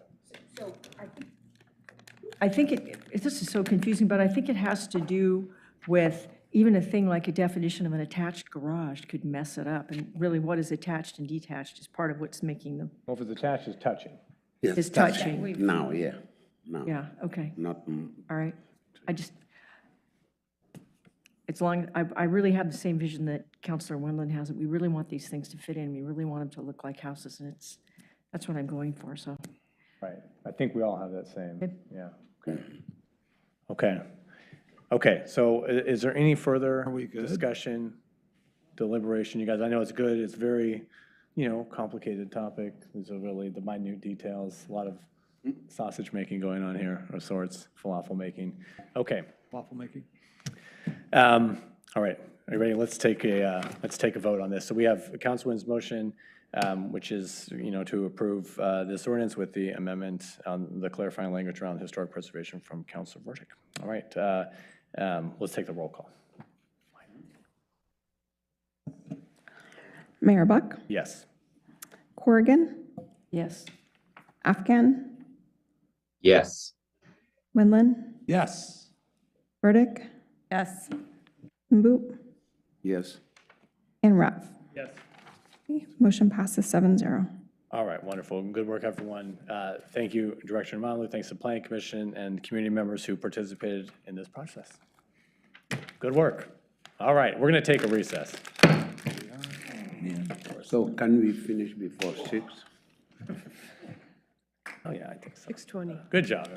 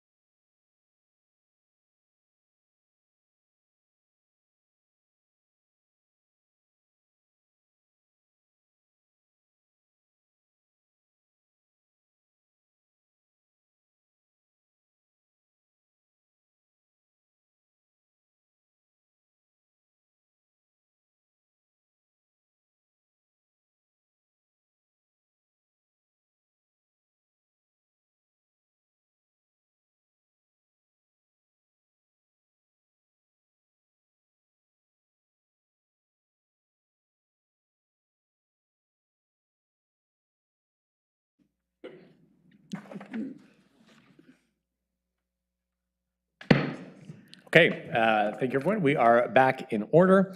Moving on to item 9.1. This is a study session on the mitigation requirements for single-family and duplex development. Welcome back, Director Namalu, and joining her is Director Rooney. Good afternoon. Thank you so much, Mayor and Council, and I'm sorry you can't get rid of me tonight, but hopefully this won't be too long of a presentation. Jessica Numanalu, Community Development Director, joined by Erica Rooney, our Public Works Director and City Engineer.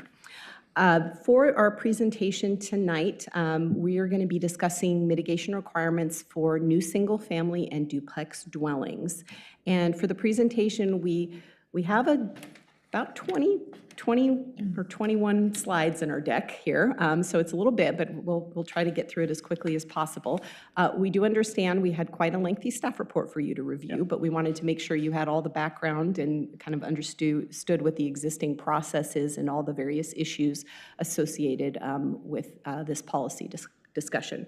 So for the presentation tonight, I'll start with a brief background and purpose of the study session. I'm going to discuss some of the constructability considerations if you are going to require frontage improvements for single-family dwellings. Also, the potential of what the potential would be for actually increasing the amount of frontage improvements that we see in the city if we adopt this policy. And then I'll turn it over to Director Rooney, who will talk about some specific case studies for you to consider, as well as end with the discussion of potential impacts of requiring mitigation for new single-family and duplex dwellings, as well as a comparative table of options, which was also in the staff report in your packet. And of course, we'll have times for questions as well. So as far as why we're here tonight, as you may recall, back in June 2023, the Council adopted ministerial mitigation requirements for middle housing. And this was necessary because as a consequence of adopting our middle housing standards, which was required, as you know, by House Bill 2001, it changed middle housing from what used to be anything that was 3 units, attached units or more was considered multifamily. And that was always going to be what's called a minor development. But the state law said that we could no longer have those as minor development. They had to be reviewed ministerially. And a ministerial development basically is a building permit. So there's no public notice, there's no opportunity for appeal, there's no hearing or anything like that.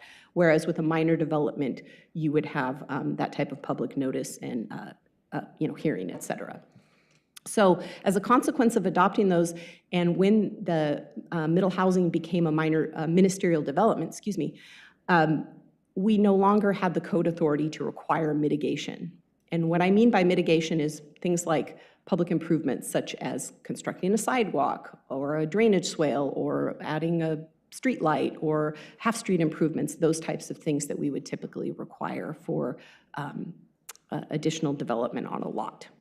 So at that time, the City Council asked why we were only doing that for middle housing and why we were not applying the mitigation standards also to single-family or duplex dwellings. And the answer to that was single-family and duplex dwellings have always been ministerial development. They were never subject to mitigation standards. We never required that before. And so when we made that proposal in June of 2023, we had just kept the existing policy. At that time, the council didn't want to take it up as part of the middle housing mitigation because we needed to get that back on the books, but directed staff to go ahead and consider this and come back to you basically with some policy options so that the council could consider applying this also to new single-family and duplex dwellings. So tonight, the purpose of the study session is to get council direction on whether to undertake a process to require mitigation for new single-family and duplex dwellings. One of the things that we would like the council to understand is that when staff reviews, much like we require for partitions, major developments, subdivisions, there are a number of design issues that our engineering staff have to consider before we determine whether we can actually require the construction of frontage improvements. And all of these are the types of design considerations that we look at when we do pathway or sidewalk projects in the city as well. So These considerations are listed up here. I have an example photograph. That's Lakeview Boulevard. It's looking east on Lakeview Boulevard. And it's just an example of various issues that I have listed here that would come into play if we were to consider doing any frontage improvements on any of these lots here.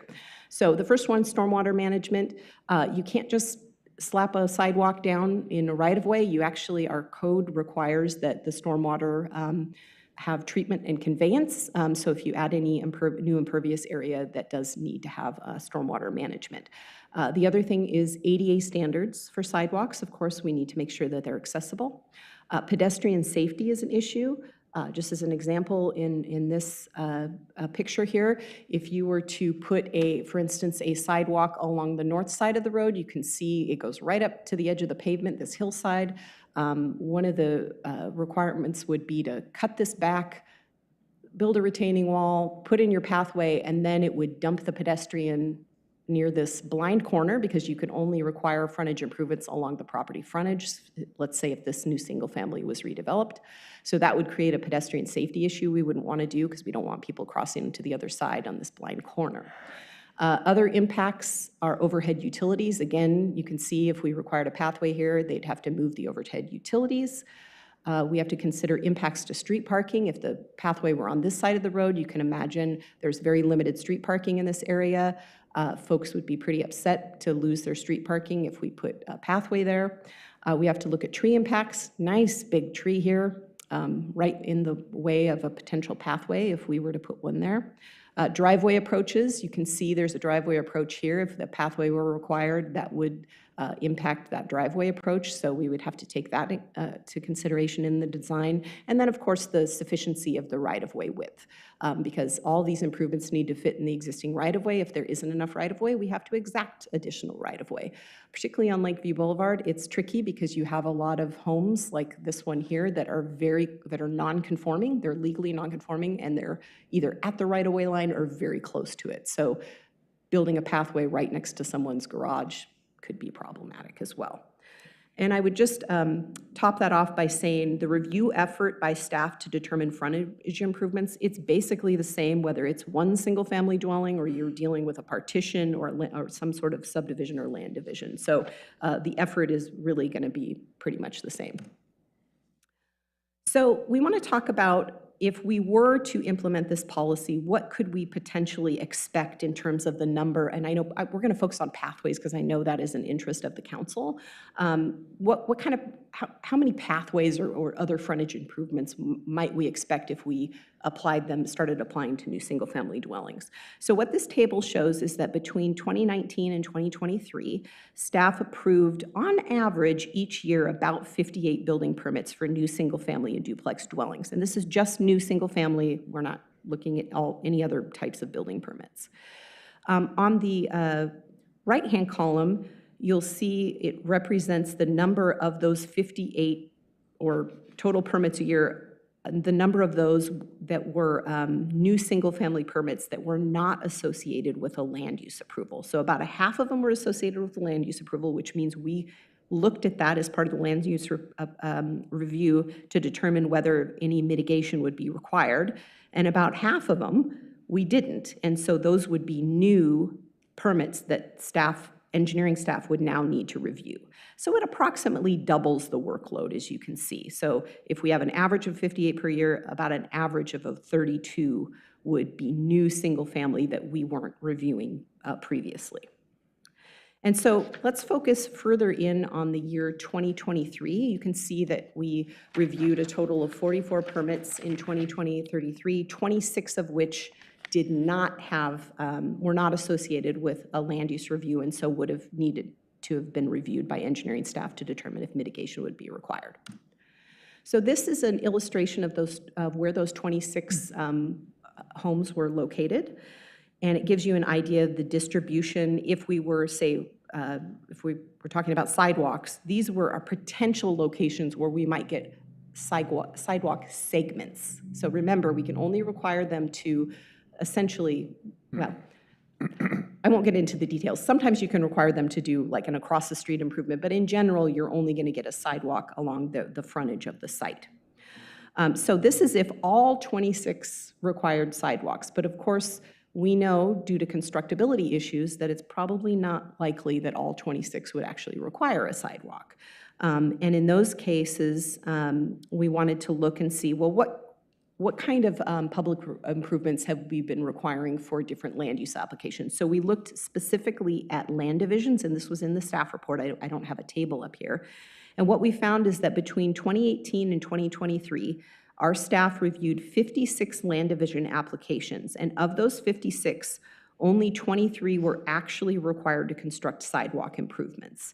The rest, either 2 of them already had existing sidewalks, so they didn't have to do anything, and the remaining 31 instead had to record what we call an LID waiver, which is a local improvement district waiver I'll talk about in just a second, in lieu of actually constructing the sidewalks. So that means that 55% of the land division applications did not require a sidewalk. And so if you can assume roughly the same percentage would apply to new single-family dwellings, and we go back to our example here on the map of the 26 permits from 2023, that means that we would estimate that about 12 of those sites would actually result in sidewalk construction. The rest would be LID waivers. I do want to note that there are other improvements we could get. We could get additional right-of-way. We could get a gravel shoulder. We could get a street light. So it's not to say that you're not going to get any other, but in terms of if sidewalks are your priority, you're going to pretty much just get a handful each year because of constructability issues.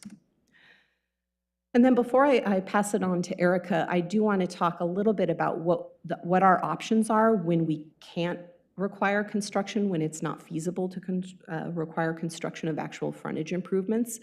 There are 2 options that the city either uses now or has used in the past. And the first is the LID waiver, which again is local improvement district waiver, and the other is a covenant. The LID waiver is by far the most common. We require that all the time. But this LID waiver, I'll be honest with you, doesn't really have a lot of teeth. I mean, the fact of the matter is we require somebody to record that on their deed. It puts the future property owner on notice that they may need to participate in a local improvement district if the city ever initiates a project, and they'll have to pay their fair share. And then it prevents them from objecting to that for a period of 6 months. But after that, they could object later. To my knowledge, we've never done a local improvement district, at least not since the 1970s. So we're not getting any public improvements this way. And it's, unless you have a program and a policy to implement it, it doesn't have a lot of meaning to it. The second one is a covenant. This is something we've used in the past. My understanding is the difference between the LID and the covenant is that the covenant puts the owner on the hook for actually constructing the improvements when the city requires them to. So a trigger could be like, well, when a development that is required to put in a pathway abuts yours, then you need to do your portion of the pathway. Very difficult because successor owners, a lot of people don't read title reports, surprisingly enough, and they don't realize that they have this, and when you try to get them to do it later on, it's a nightmare. So we have done that in the past. We had one recently, probably in the last 5 years, that was a real pain, but it is possible to do that. We don't typically do that anymore because it just doesn't work out well. So those are the 2 alternatives we have right now.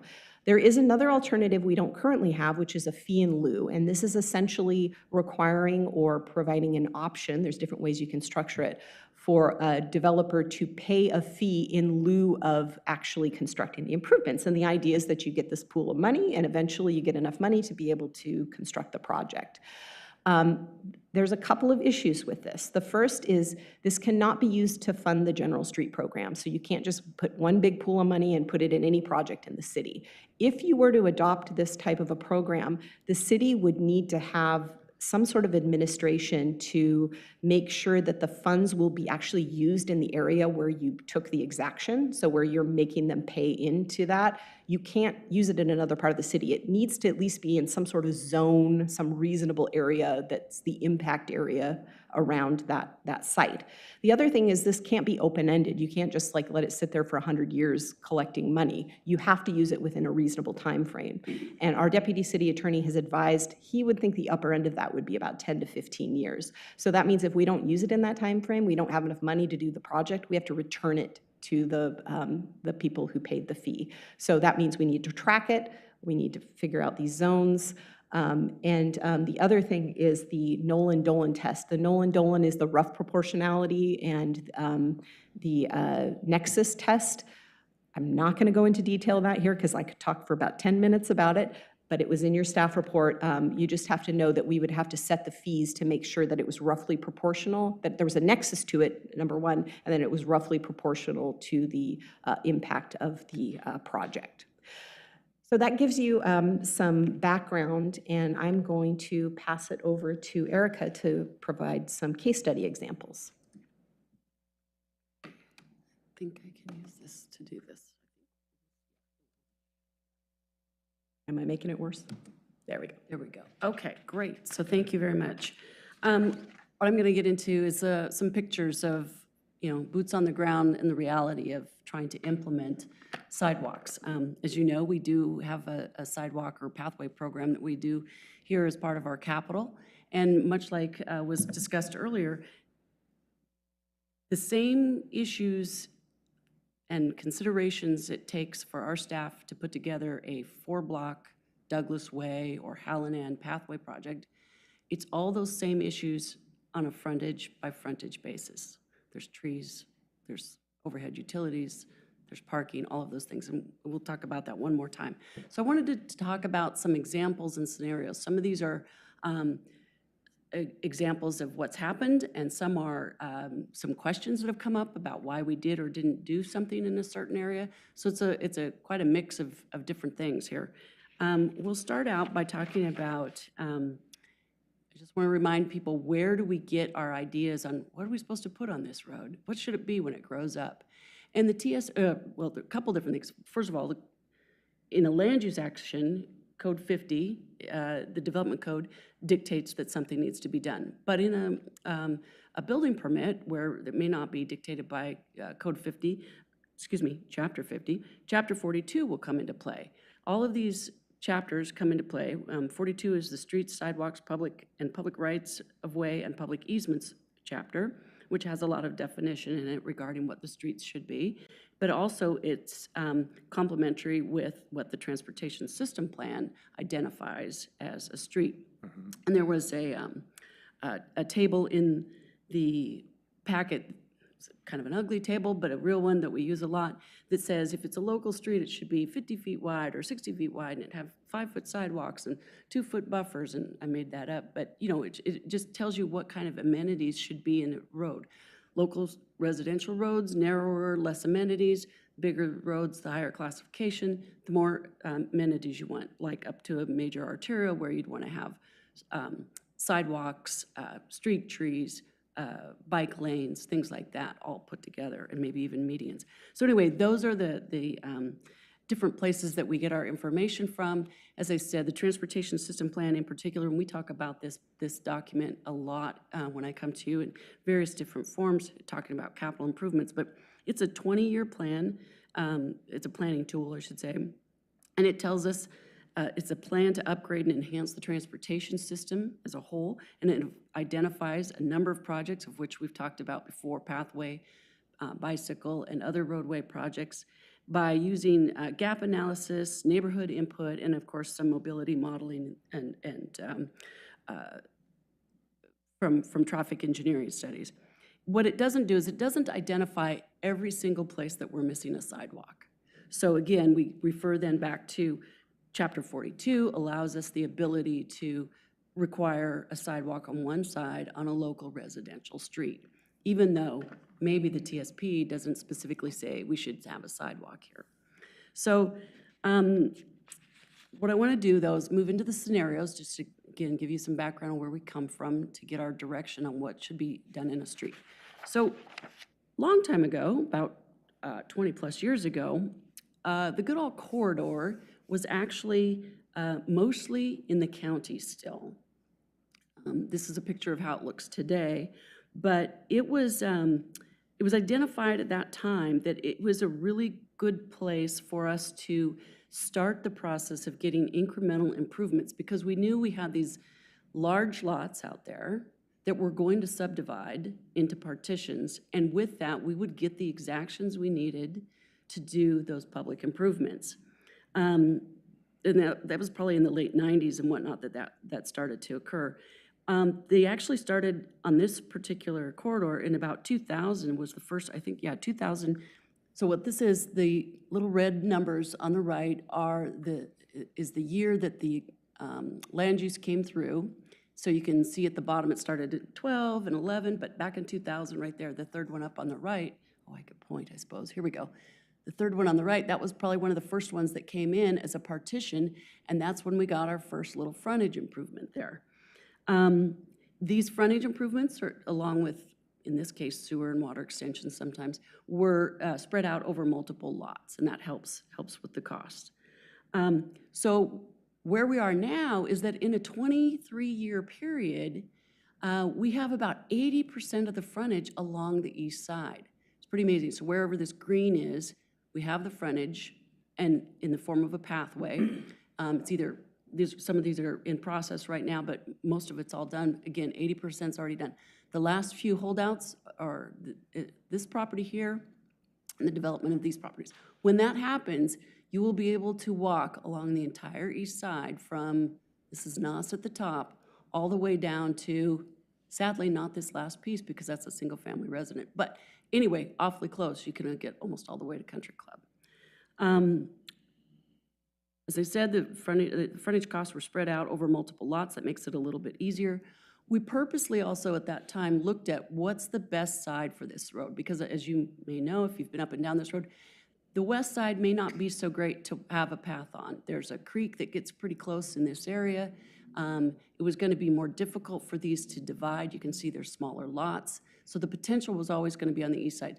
We won't be providing or exacting, at least at this time, that I can foresee, any exactions along this frontage that would require them to put in pathway.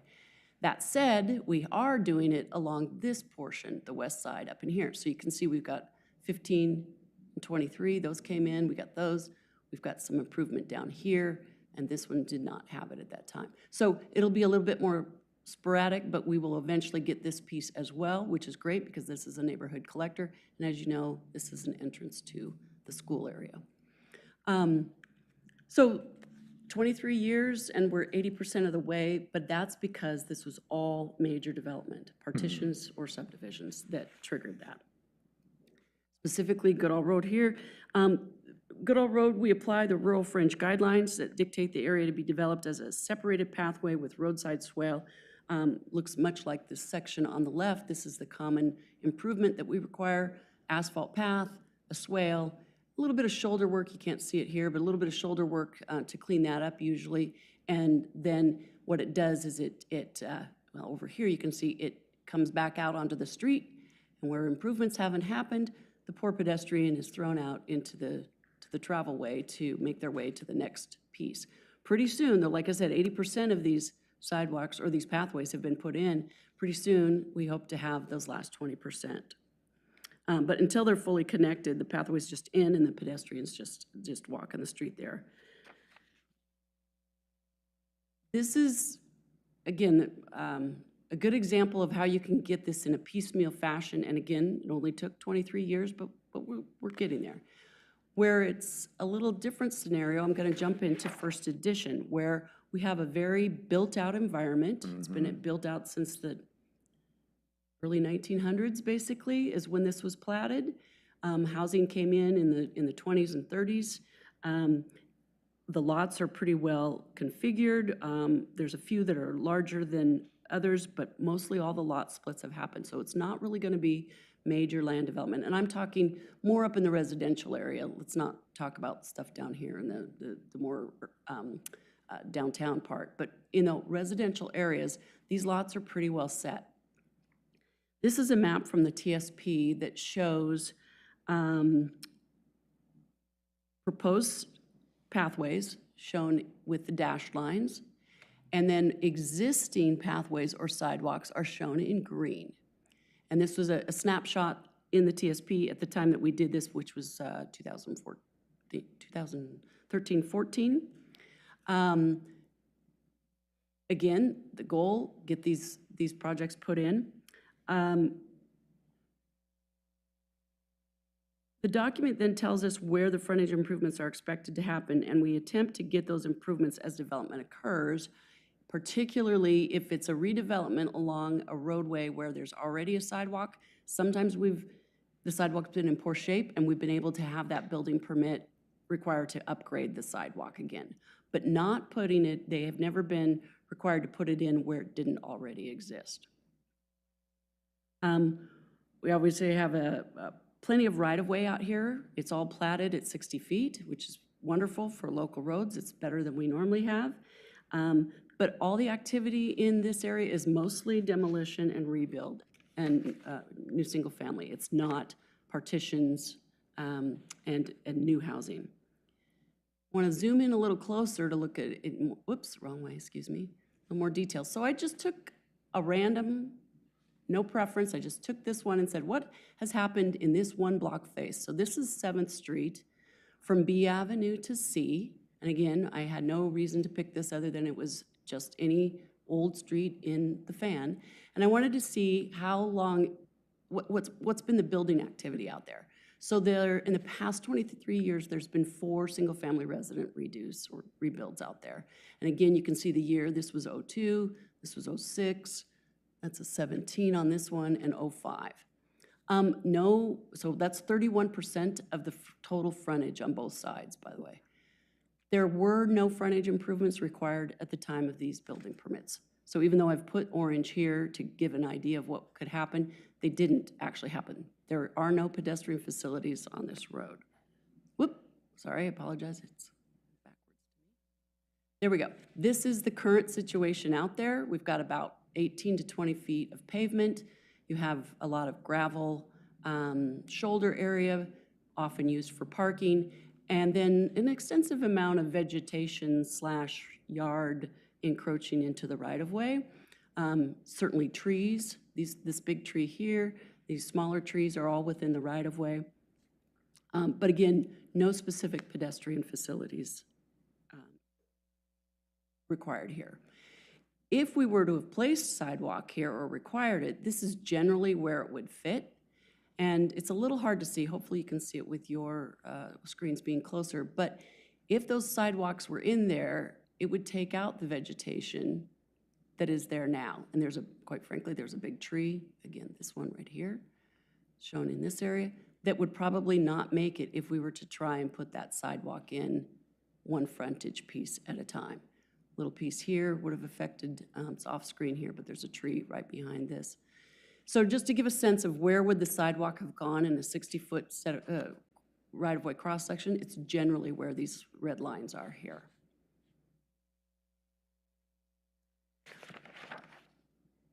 An example of how to do a corridor approach in the fan, which was extremely successful and was able to accommodate all kinds of issues such as stormwater, trees, protecting trees.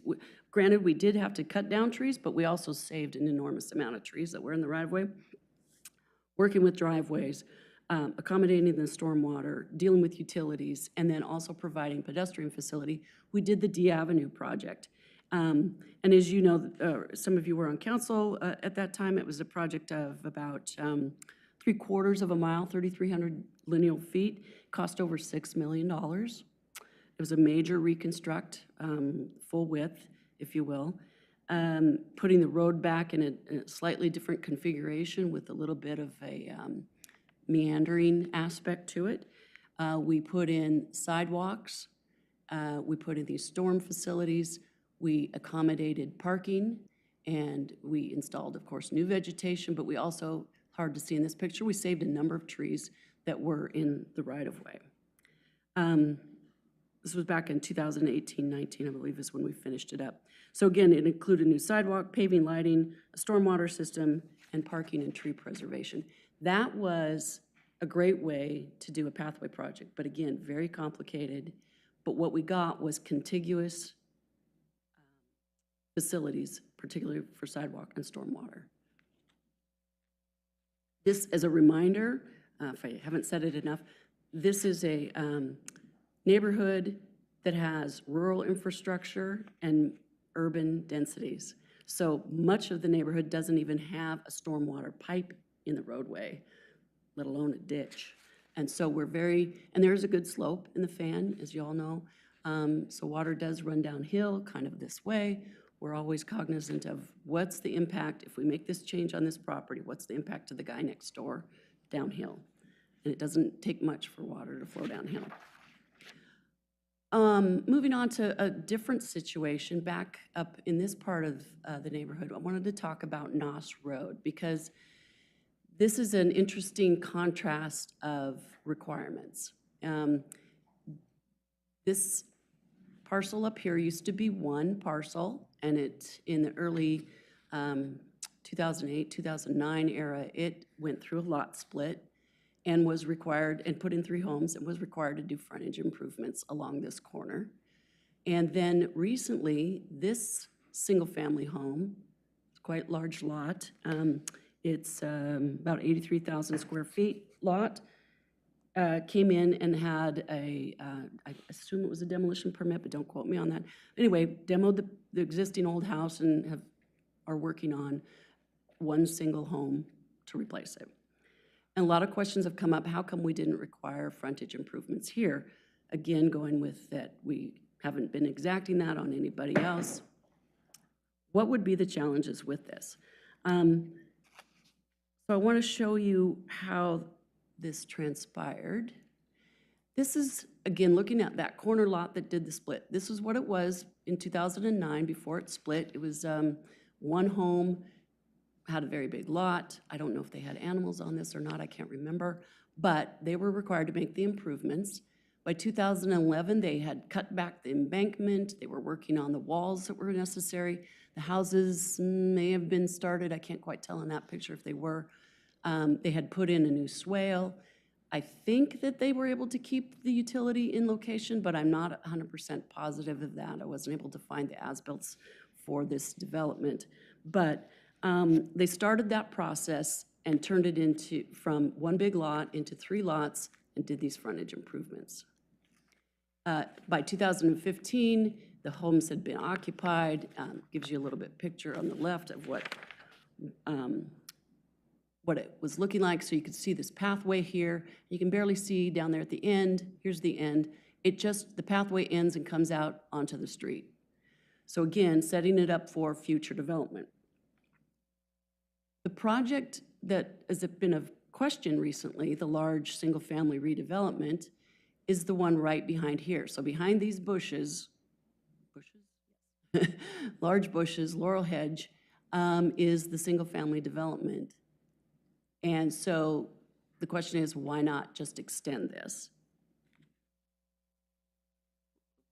Pardon me. So here's where they would have to pick up from where the 2009 3-lot partition left off. The new pathway would have to extend through here. This is just next to it. We would have to add a shoulder. We'd have to, out here. We'd have to cut into this embankment, redo the drainage so that this was more effective to the low point in the frontage here, remove this entire hedge, and relocate the overhead utilities. It's likely, maybe not, but until it was completely designed, those are the impacts. And so again, thinking what happened here, go back, it went from this, and you can see how much had to be cut back in order to accommodate those frontage improvements and get all of those pieces in. The same thing would have to happen there.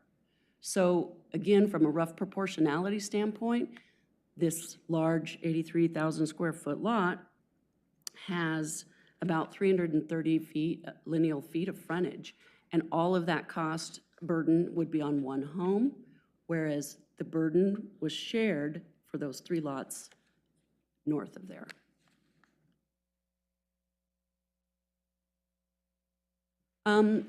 One of the questions we were also asked is, what do other cities do? And so we spent some time, I probably made my colleagues a little sick how many times I called them on this and asked for examples. But I spoke to my colleagues, our counterparts in Tigard, Tualatin, Oregon City, and Milwaukee and Portland as well, about what do they do for this kind of situation where homes are torn down and rebuilt.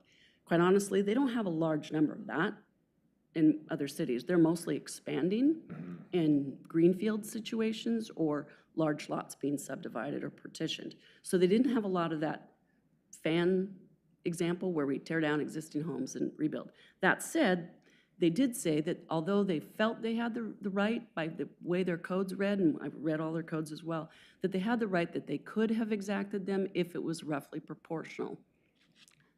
99% of the time they hadn't, and only one city was able to actually give me an example of where they had actually done it in the field, and that was Milwaukee. Although we all think it's a good idea, in practice, it hasn't happened in some of these other suburbs that are mostly expanding. We're mostly redeveloping. Right. So we went out to Milwaukee to look at this one example, and it's about 5 to 7 years old, to see exactly what that looked like in the field. And I wish I could have had a better before picture. These are taken from Google. But this is, again, not unlike some of the roads we have, a rural situation or a rural kind of infrastructure, no curb, no sidewalk, just a paved center strip, kind of haphazard. This is a very flat area. This one house came in on a lot. I don't believe there was a home there before. So in this case, they felt they could exact it because there had been no exactions on that property before. They exacted the improvement to be the sidewalk, a vegetation area, and further down there is a swale, a stormwater swale. Like I said, this is on a very large lot, and it appears to have been an extra lot associated with a smaller house. This is the only urban, if you will, frontage improvement along this entire stretch of road. It's Wichita, southeast Wichita, and that's 3/4 of a mile long. There are no other improvements like this along this roadway. So one of the things that was kind of curious when we stood out there is the people who were walking on this road, eight people walked by. They already were walking in the road. Not one of them went over to the sidewalk to use it. If they, particularly those who were over on this side, they didn't even bother to go use that. And again, I think it's the first ones in have a really hard time being effective. But this has been here for 5 to 7 years. I don't know what their plans are for this neighborhood, if it's all going to be subdivided or not. There's some small lots, there's some large lots, but it's going to take them a long time to get a contiguous system of stormwater and sidewalks out there. But that was the, like I said, Milwaukee had a couple examples. This was the cleanest one to look at. But all of them were, the 3 examples we looked at in Milwaukee were all single and nowhere else to be found any other improvements. So here in Lake Oswego, we have, I think, more challenging conditions in many places. The fan is probably the least challenging because we have a good right-of-way. It's straight, but yet we do have topography, which will be a challenge, and stormwater conveyance is an issue. But this is not uncommon. As you saw on the map that we showed earlier, where all those single-family homes were all over the area, there was only a few in the fan, 2 or 3 maybe. So this is actually a place where a house was torn down and removed, and this is an evergreen. And this is what would have to happen if we were going to ask them or had required them to put in frontage improvements at this location. They'd have to hire an engineer, design the stormwater and the pedestrian system so that it ties into adjacent properties, of which right now it wouldn't because there's no other facilities out there. They'd have to figure out how to manage the conflicts with overhead utilities. I can't remember if there's any overhead utilities on this side or not, but more importantly, there's definitely tree impact or even tree removal. This is right in the way of where a sidewalk would need to go. They would have to bond for the construction, build it, and then be on the hook for a 1-year warranty, which I do. So again, the same kind of effort that we would do to put in a pedestrian facility in this neighborhood, that individual property owner would be required to do for this frontage. And this, again, was a single tear down in Evergreen. So I use that as an example because those are all the challenges that we do when we did Noss Road between Goodall and Boone's Ferry about 3 years ago. It's the challenges we talked about on Lakeview Boulevard. We had a picture at the beginning that shows, and actually I've been here in front of you all. I think Stefan Broadus was here a month ago, 2 months ago, to talk about Lakeview, and we decided not to go through that Narrows area because of the impacts to trees, homes, driveways, all of that. We decided not to put the pedestrian facility in there. It just wasn't going to fit. Boca Raton, Hallinan, all of those same things. That's what we go through every time we have to deal with a pedestrian project. And this would be the requirement and the need for each individual property owner to do the same. So there's many more examples, obviously. I want to close with that and move to, where we are, I think right now is that this is a table that was provided in the report, kind of near the end of the report on page 14, I believe, that tries to lay out the scenarios for you. The scenarios, we could retain our existing practice. The other is to require frontage improvements. Also spoke about the fee in lieu of program, what that would mean. And so we tried to put those ideas in perspective as to what are the impacts and what are the issues in order to implement those pieces. And so this is, I think, where we land at the end, is to have a discussion with you all about what's best from your perspective, from a policy perspective, and also, for the community.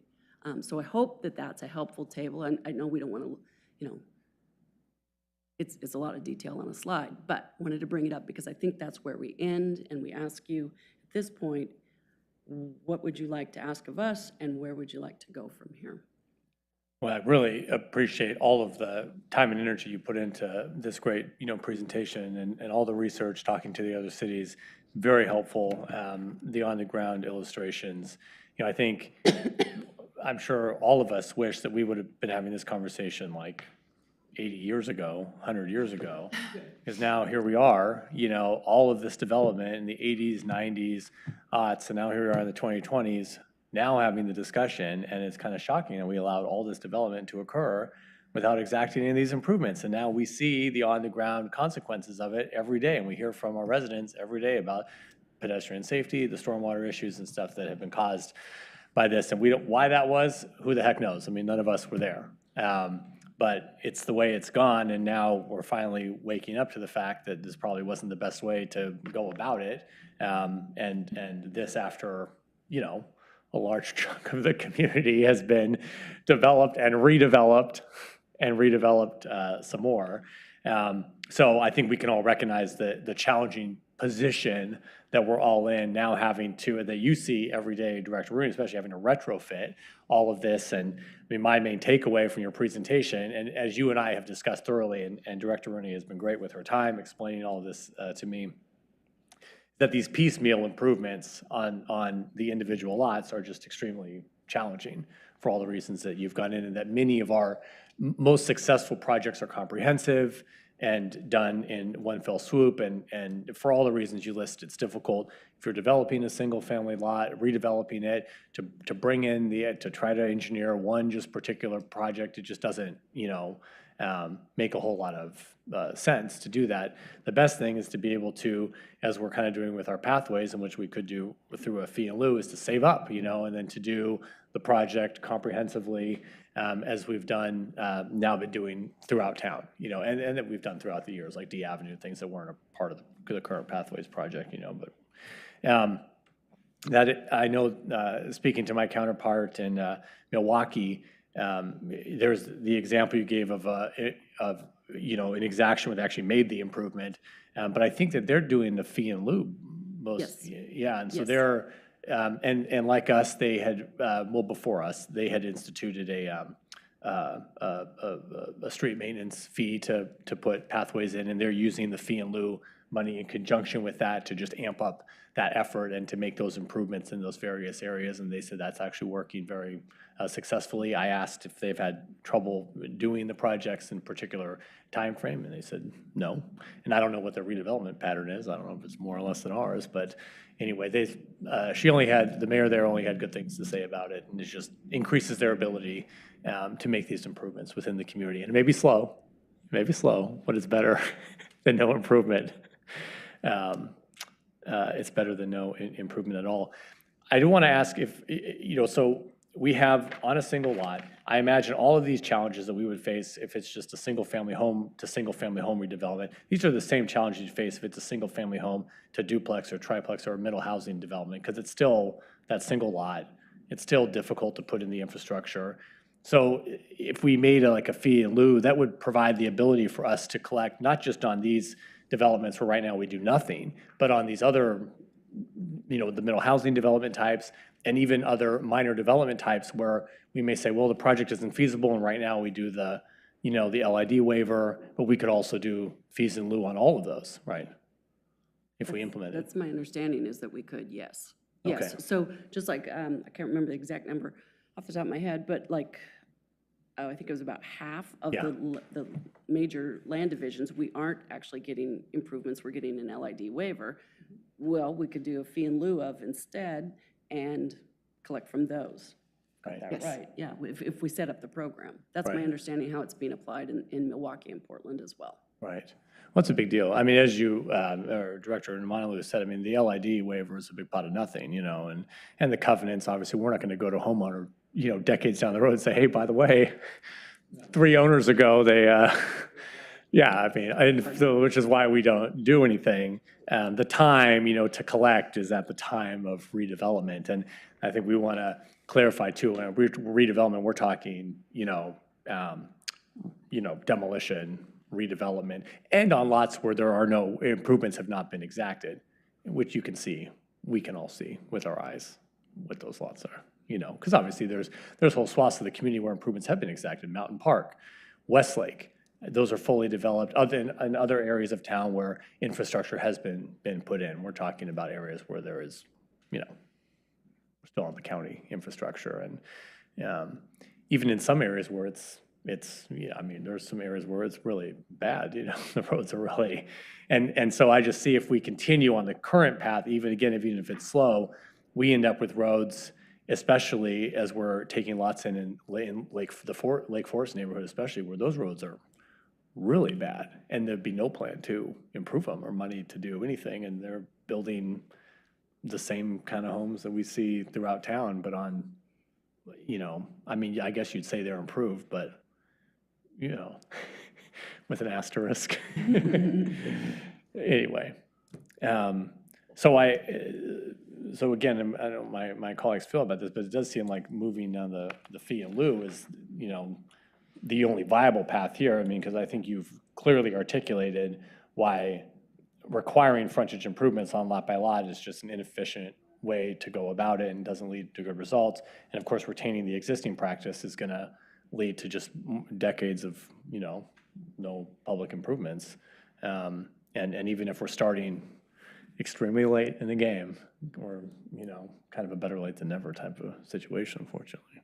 But how do you all feel about, you've outlined an extensive public process we'd go through too, and so I know we don't need to hash out all the details tonight, but I think you're looking for the general direction to.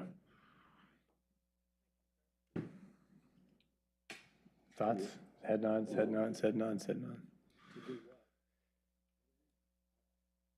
Council verdict then. I'm intrigued by the fee in lieu and what that could look like. I realize in a lot of, I'll take First Edition just because you brought up as example. We might not be able to put improvements on every single street, but if we could have a fee in lieu that goes into a fund that then you could do, like, is it C? That, start creating some of those pathways in the neighborhood. And no, it might not cover the entire cost, but even a portion, I think that could go a long way. So I'm intrigued. I would like to learn more about what that could look like, how it would work, and so forth. So I'm kind of in line with the mayor, but I'd like to learn more about that and see if it's something, how wide can that zone be, that if you paid into this, can we kind of maybe do it by, I don't know if neighborhoods make sense, I don't know if you do a radius, but something, I think we have enough projects throughout our city. I think we could probably start combining some of those funds and making some of those, at least contribute to some of the projects. Councilor Wendland? Well, thank you for the great work. This is really illustrative of the process that goes into what people simply say, oh, just put a sidewalk in. I think this illustrates that it's a huge project, and maybe we've overcomplicated things, but that being said, I guess I see this as in direct conflict with the city goal, the state goal of reducing housing costs. And I know we need pathways, for sure. But when I look at the fee in lieu of services that could go up to $114,000 at $600 a linear square foot to add on to a house on the construction costs, and we have the demolition costs that we've added in recent years, I look at this as we're continuing to increase the costs for housing in Lake Oswego, and I think it's going to hurt us in the long run. I think I agree there's no real advantage to piecemealing it, because you've seen, I mean, that's just as, the number of houses that we're doing, it would take close to 18 centuries to get everything done, and that's if everyone follows the same path that we're on. We just don't develop and have new houses. I'm alarmed that we only had 40 some odd houses in 2023. That was a pretty sharp decline from the average. So is that an indicator that housing is getting too expensive to develop? I mean, I think that's I don't know what 2024 is going to be like, but I'm worried about development and people to be able to afford to live in this community. I think I would rather, if we really want to do pathways, I think we've got a great formula going where we're funding it through the street fund.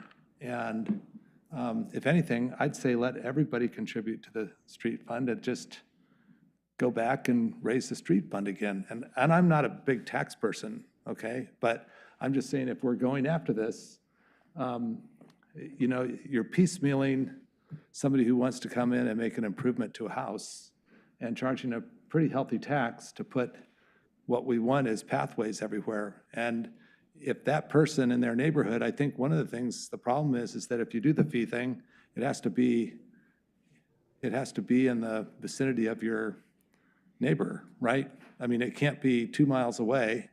I don't know how close it has to be, but if indeed it, you know, and if there's a 10-year limit on it or a 15-year limit, we may not have on a street, maybe 2 houses get developed, and then you would have to give the money back. So, I mean, it's not a sure way of collecting that tax and spending it, and then you take the money that you've collected in 15 years, it's worth 30% of what it was for construction costs, if that makes sense. I mean, you know, you get 10 grand, okay, well, 10 grand today, 15 years from now, is going to maybe make a survey, and that's it. You know, you can't even do any construction. So I worry about this whole concept. We were screwed by our forefathers by making this a rural city. But then when I moved here in 1967, I think there was 11,000 people here. So it was, I'll take all full blame. I came here in kindergarten, and I did not sign up for city council then, and I should have, to make sure that we had all kinds of roadways and pathways. I have to tell you, it was a beautiful day on Sunday, and I drove around Lake Oswego a little bit, and I saw the Hallinan, and I saw the Boca Raton projects. So I know this is not a public testimony, so I don't know if I have to declare that to anybody, but I will declare it. We did a fantastic job. I really love how those projects turned out, and I grew up along the Boca Raton area, and we walked to school and stuff, and some of us got hit, some of us didn't, but it all worked out in the end. But the big picture is that we have a beautiful sidewalk that, was that a couple $1 million to put in? So, yeah, something like that. I mean, everything was lined up, nice new mailboxes. I mean, we did a really nice job. And I would rather have us do strategic pathway management improvements and look at a funding source that's more applied to everybody instead of going after just people in the development. but that's just my opinion. I just see this as a big increase in housing costs. And I think we need to go the other direction. So anyway, food for thought. Thank you, Councilor Wendland. I'll note, we are exacting, as I understand it, in some cases, we are, like the example on us. Well, those were 3 homes and they had to pay for that whole corner, but then down the street, there's the one home and they pay nothing. And so it's like, well, some people are paying and some people aren't paying. It's like, so it just seems inconsistent. Councilor Boop. Yeah, thank you for the presentation. That's where I wanted to come, because when you walk in Lake Oswego, you see places where you notice these people in their development, they made a sidewalk, but then nothing.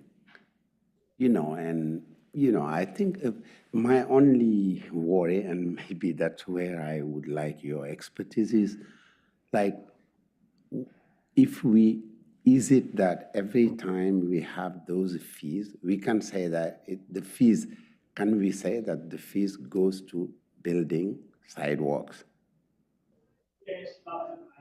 And if we say that, because it says that if we don't have the amount of money necessary, in 15 years, we have to return the money. Is it, yeah, that's where I have a problem, Mayor, Yeah. if I can speak to the, Yeah. I think the area and the time questions on a fee in lieu. So what my research has shown, you have to show that the money is being used for the project that mitigates the impact. Now, the question is, how do you do that? And we didn't get into the implementation process. There's a case, I think, out of Maryland that said 6 years, that type of thing. I also looked at California seems to have adopted a statutory process to implement the Dolan-Nolan test, and they do a every 5-year forecast. Every 5 years, they look and see, is there still a need for these dollars to mitigate the impact of this development? There doesn't appear to be a 15-year max. When I used the 10 to 15, I was saying, well, you could set up that system, or you could just say, it has to be kind of fresh in the mind of when this thing was developed to know that the project coming along is going to mitigate the impacts of that development. But I think if you went with on the implementation side, if you went with a periodic forecasting, by the way, under the California process, if you don't do your periodic forecasting every 5 years, if you skip a year, you have to refund that money to the property owner. Okay? So there's a heavy percentage or heavy incentive to do the work. But that does keep it fresh. I mean, that's really the point, I think, is that there's a fresh perspective every 5 years to say there is still a need for that money, before you have to return it. The other thing I guess I would comment is on the area, and I think that's also problematic. How do you set up these zones? If I was going to implement it, I would say that when you establish your project and you identify the properties you're going to tap for that there'd be a process then for a property owner to say, that's not mitigating the impacts of my development. So they would have that opportunity then to say, and we had a problem with traffic lights, 3/4 of a mile down the road. Is that really mitigating the impact of my development or not? And well, the traffic light does a lot, carries a lot of traffic, so it could, type of thing. But you'd set up some process by which the property owners would have an opportunity to make that argument that it's not mitigating my development. So I think I don't want the time limit in the memo to be quite as specific as it seems. Yeah. There could be some ways to address those. Thank you. Yeah, that's helpful, Mr. Boone. Yeah, and it's kind of, again, as just the term you used in the staff report, like the kind of deferred exaction, if you will. It's like, well, we've kind of needed maybe some of these improvements, and now because of the build out, you've added all of these homes, and where you may not need the improvement right there on that frontage, you need it further down, closer to the commercial center or wherever it is, because you've added cars and other things into the roadway where, if there were just a couple homes there, anyone in a horse or too. Wasn't that, those improvement isn't needed. Counselor Corrigan, and then Counselor Afghan. Yeah, I'm wondering if you can estimate how big the need is for the missing street improvements. Could you just guess dollars? I mean, I know our stuff underneath the ground is horrible. Do you have any idea? I mean, what are we really looking at? For pathways in the city? Well, no, I mean, because we're talking about stormwater too, right? Oh, golly. Hundreds of millions of dollars. Yeah, Erica, let us not, we have to go pull the CIP and the master plans and But tell it's a you. big, big number. But it's, I mean, I know that the pedestrian facilities alone in the TSP were a couple hundred, Okay. million. So, and that's, again, not all missing pieces. Those are just the ones that were identified. So it's a huge number for both those. So the improvements also include stormwater improvements. And as we think about some of these really violent rainstorms we've had and the problems that we're starting to see with climate events, do all stormwater systems have to be connected to be successful? I mean, is it possible that we could use some of this money to try to ameliorate in stormwater treatments that don't have to run down the street? Is that possible? Does that happen? So I think you're speaking to is infiltration an option? Yes. And it can be if there's enough room, but again, we're very compact. There's very little room to accommodate that. And when you have these flash events, you get a huge volume of water. You've got to have a place to hold that to let it percolate if you wanted to infiltrate. And I guarantee we don't have that kind of space in our existing right-of-way for it in most cases. We don't have 2 detention facilities in the entire city, and most people don't even know where they are because they're hidden, but we have no place to detain water and let it infiltrate. So it's almost all of it needs to be conveyed. So it's either, right now it's conveyed by either existing pipes or it just runs down the side of the road where we don't have a pipe system.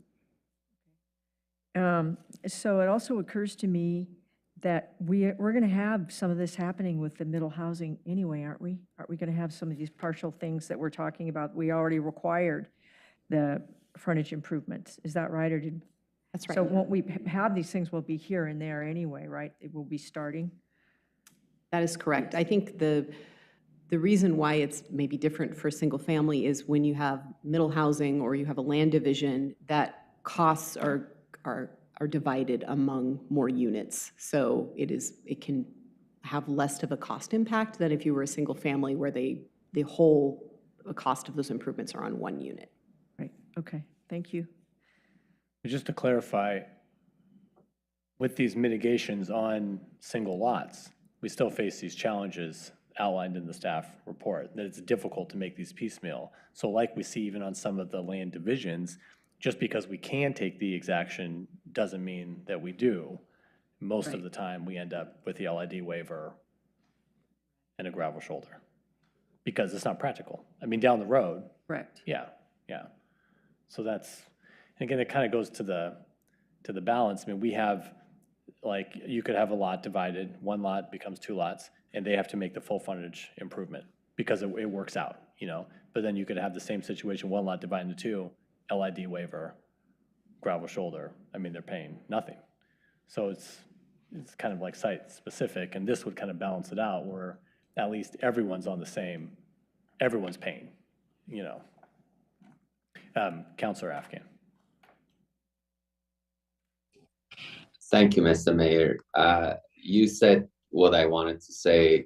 Basically, everyone is paying for this topic except a certain few. And when I look at the developers, when they develop 6 or 7 houses, they do this already. When I look at them doing a cul-de-sac, they do this already.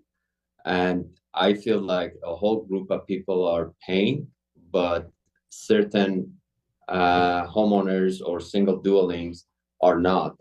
And I think that those who have the money to build mansions and expensive homes, they don't care about this $100,000 extra, but this may actually provide incentive for builders to break up into duplexes and triplexes and quad in order to have this affordable housing or middle housing.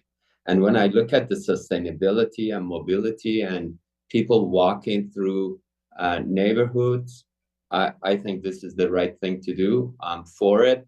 And I would say that we need to have this fund, should we go forward with it, black and white for the mobility or the walkability of the city.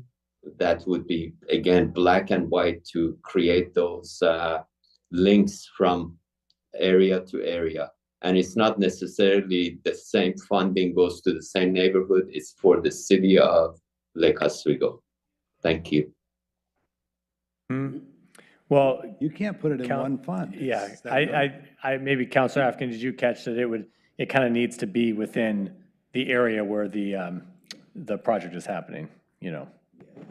It needs to mitigate its impact. If you're Yeah. talking about a street in lieu fee, if you're talking about a generalized tax, so be Yeah, it. of course. What's the area? How big is the area that you're talking about? Well, he said that's we have to work out. That's the Yeah, devil's that's in to the be worked out, details. but I mean, when you're talking about a sidewalk, we say you either build it here or across the street. I mean, we can go across the street. You look to where you could probably take anything along the block face, because that's where the people are gonna walk that live in that house, type thing, or the vehicles that drive there. To mitigate it, you wanna encourage people to walk. The further out you go, the more tenable less tenable it comes. I guess that's what I'm asking is, if the fee in lieu system is doing, I mean, if they just pay the fee, then is it within the block? Is it within 3 blocks? Well, I don't want to be specifically tied, because when we look at each application now, we say, well, where are the impacts of this development? And in some cases, it's within the block face, but other times, if you have a larger development, or to get from point A to point B, they have to walk further, then you can make an argument that you can go further. You're still going to be in a case-by-case situation, because Right. every neighborhood in Lake Oswego developed in a different way, and so the impacts of single-family development on the transportation or stormwater system is different with every development. So it's not going to get engineering staff out of some level of case-by-case. So in Fan, for example, you might be able to say the mitigation is the whole neighborhood, right? Because it's a grid.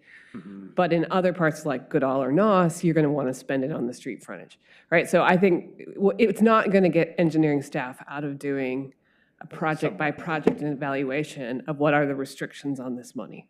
And that's why I said, I think you have to have a process before you start the project, before you tap the fund, to say, we're tapping these properties' contributions for this project, and now's your time to speak and say whether or not you think it doesn't mitigate the impacts of that development 10 years ago. Right. Just like we would now, we say, we want you to build it now. You tell us why you think it doesn't mitigate the impacts of development. Well, that would be deferred to the actual project scope. We need to find this project area.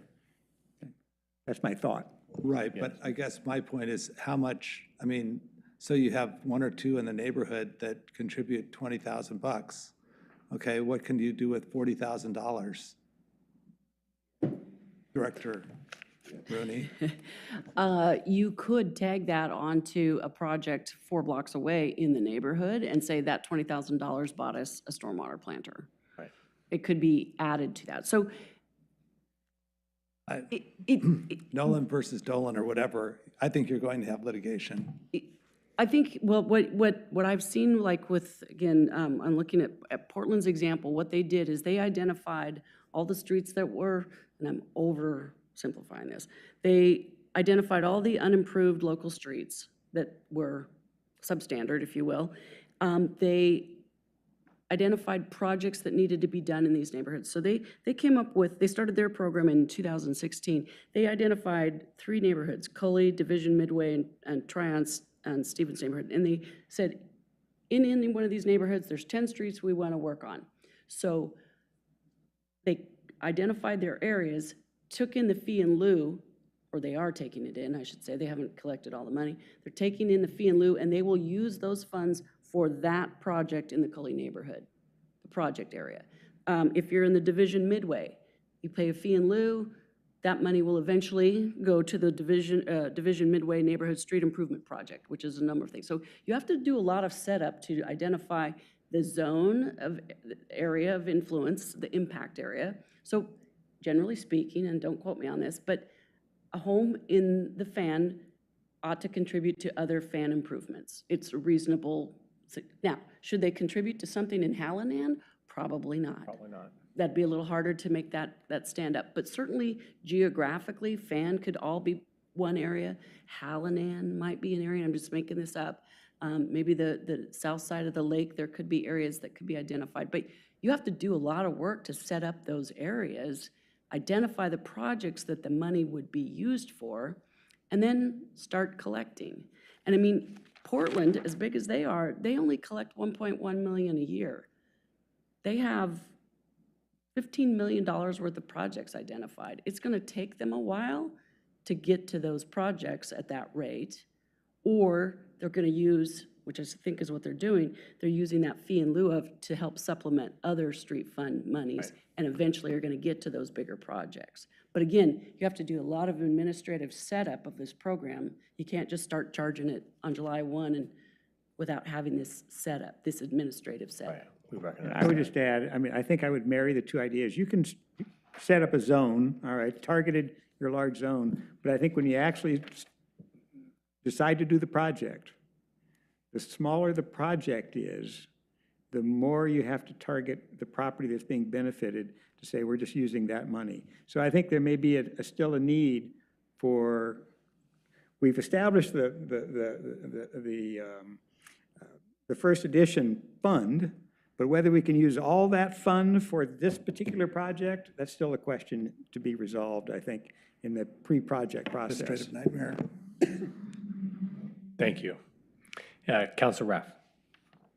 Thank you, Mayor. I just want to make a comment on Councilor Afghan's comments about the fact that our wealthy community people don't care as much about the fees as maybe our lesser wealthy constituents do. And I think that's a narrative that we don't want to get out there. I think everybody in Lake Oswego, single-family homeowners, duplex developers, everyone, just your size of your bank account does not determine the value of money or your value, how you value money. And so let's be very careful about us calling out certain segments of our population just purely based on how much money they make. To everybody, money is valuable and it's important. So thank you. Thank you, Councilor Rapp. Good discussion. So the question before us, do we want to continue to investigate this fee in lieu setup? Nods, council. Okay, and then we register the concerns, the cost of housing that Councilor Windland has brought up, and Councilor Corrigan. Are you in favor of investigate? It's that we just have a system now where it's not that we're not charging the fees, it's just we're doing it, you know, I'm not gonna say it's haphazard, it's just, it's the system that it is. So some people pay and some people don't. But we also recognize the additional workload on this, and of course in that one, you know, that's extremely difficult, you know, would be to do. So that's part of the analysis, for sure. Okay, I just want to be realistic. These two amazing department directors have told you 6 to 9 months at a bare minimum. So I just want you to all, okay. We great. know, All right. know. It took us just to get here, so it's good. Good job. Yeah, well, yeah, maybe it might be a different council. But. Well, it would be helpful to find out what we really think we could collect and how much it's going to cost to administer. Because if it's a 40% overhead, folks, I mean, that's bad management. I mean, because we're talking. That's part of the. Yeah, we definitely will want to know, we want to be able to give you a straight-faced analysis of program administrative costs. We don't want to charge a $3 toll and give $2 of it to the administrative overhead, right? Yeah. Right, so, no, I think we hear you. Yeah. Okay. You're not alone. Okay, good. Thank you. Thank you, both directors. Thank you, Mr. Boone. And Thank can you. you Yeah, make you the guys put a lot of report work into longer this. next Thank you. time? I'm just kidding. Okay. Information from council. Councilor Afghan. Thank you, Mr. Mayor. As you know, DEI, diversity, equity, and inclusion, we have several nonprofit organizations in Lake Oswego who are supporting that effort. We also have the city board, as well as Parks and Recreations program. They have an integrated system that keeps DEI in our Parks and Parks program. As some of you may know, I think there was a comment with the first person who spoke at the city council. Spring arrives at 8:06 p.m. tonight. And some 300 million people around the world are starting an annual celebration of renewal and harmony with the nature for about 13 days of celebration. This celebration is called Nowruz. It's a 3,000-year-old cultural celebration. Nowruz in Farsi means new day, symbolizing the beginning of a spring and also renewal. And sometimes it's referred to as Persian New Year's or Iranian New Year's. I wish you, Lake Oswego residences, especially those who celebrate this cultural event, a happy Nowruz, and wishing you a happy and healthy cultural New Year. Thank you, Councilor Afghan. Happy Nowruz to you too. I appreciate that. Any updates? Anyone else? You want to? Yeah, Who wants to we be went. the ambassador of the? Yeah, I mean, we went. John, I think, would be the best. We saw the president. The kids saw the president. The YLC, they saw the president. They went to the Pentagon. Thanks to a former YLC member who made everything possible to visit the Pentagon, we had the best thing, like things that no one could have at the Pentagon. We had it there. So We went in a skiff. yeah, and my grenade passed So did security. Yeah, so Chocolate grenades. check and At the Pentagon, they sell chocolate hot sauce grenades. grenade, hot sauce grenade. Oh, you had a know hot people sauce get on the grenade and a plane. chocolate grenade. chocolate grenades. They were not discovered by TSA. And it did not melt. No. So, and we saw like all the Oregon delegation, Lori, Jerima, received us and was very nice. Her Ed, as a matter, like tour the Capitol Hill with us, and we, the kids, I always say, the kids attended a meeting, a Senate, a Congress vote. House vote. House They went to vote, the a house vote. It was really interesting.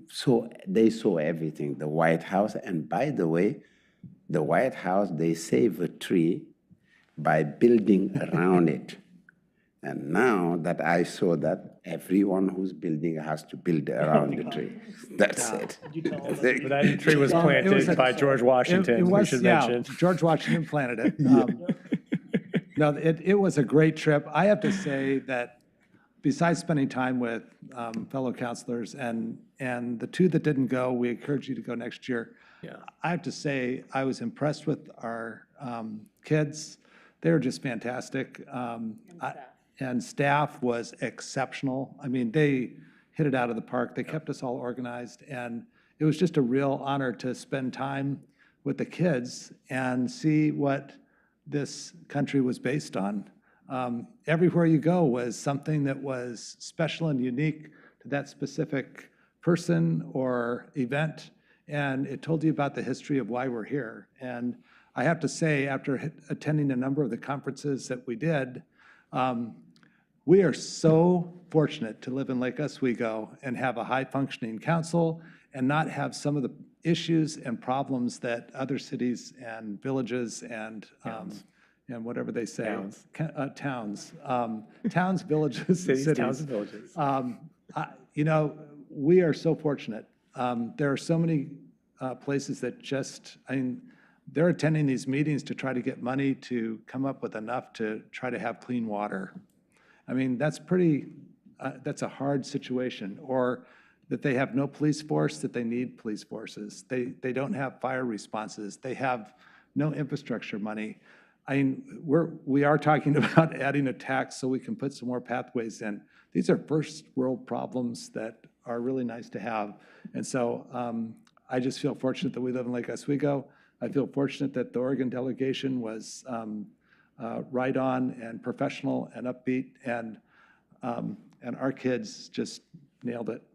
They just hit a home run. But the best part was spending time with people and just having a real culturally rich experience. So anyway, other than for the flights that were a little bumpy, we were fine. Thanks, Councilor Wetland. Yeah, we had a great time. Very successful trip. Lobbied on our League of Oregon Cities positions, including PFAFs, and I mean, surprisingly, so many communities in Oregon still don't have broadband internet. And I know we're fortunate here, but man, like even down in Albany, I think, and Congresswoman Hoyle was talking about that. Even in her community, they don't have, still on like dial-up. I mean, it's hard to believe. So big issue for a lot of communities, especially as telehealth, especially for rural communities. And so anyway, it was great to hear from all the representatives and our two great senators who are doing good work too. So yeah. Okay. Anyone else? Spend it? Okay. 15 minutes early. We are adjourned. You said it, 6:15.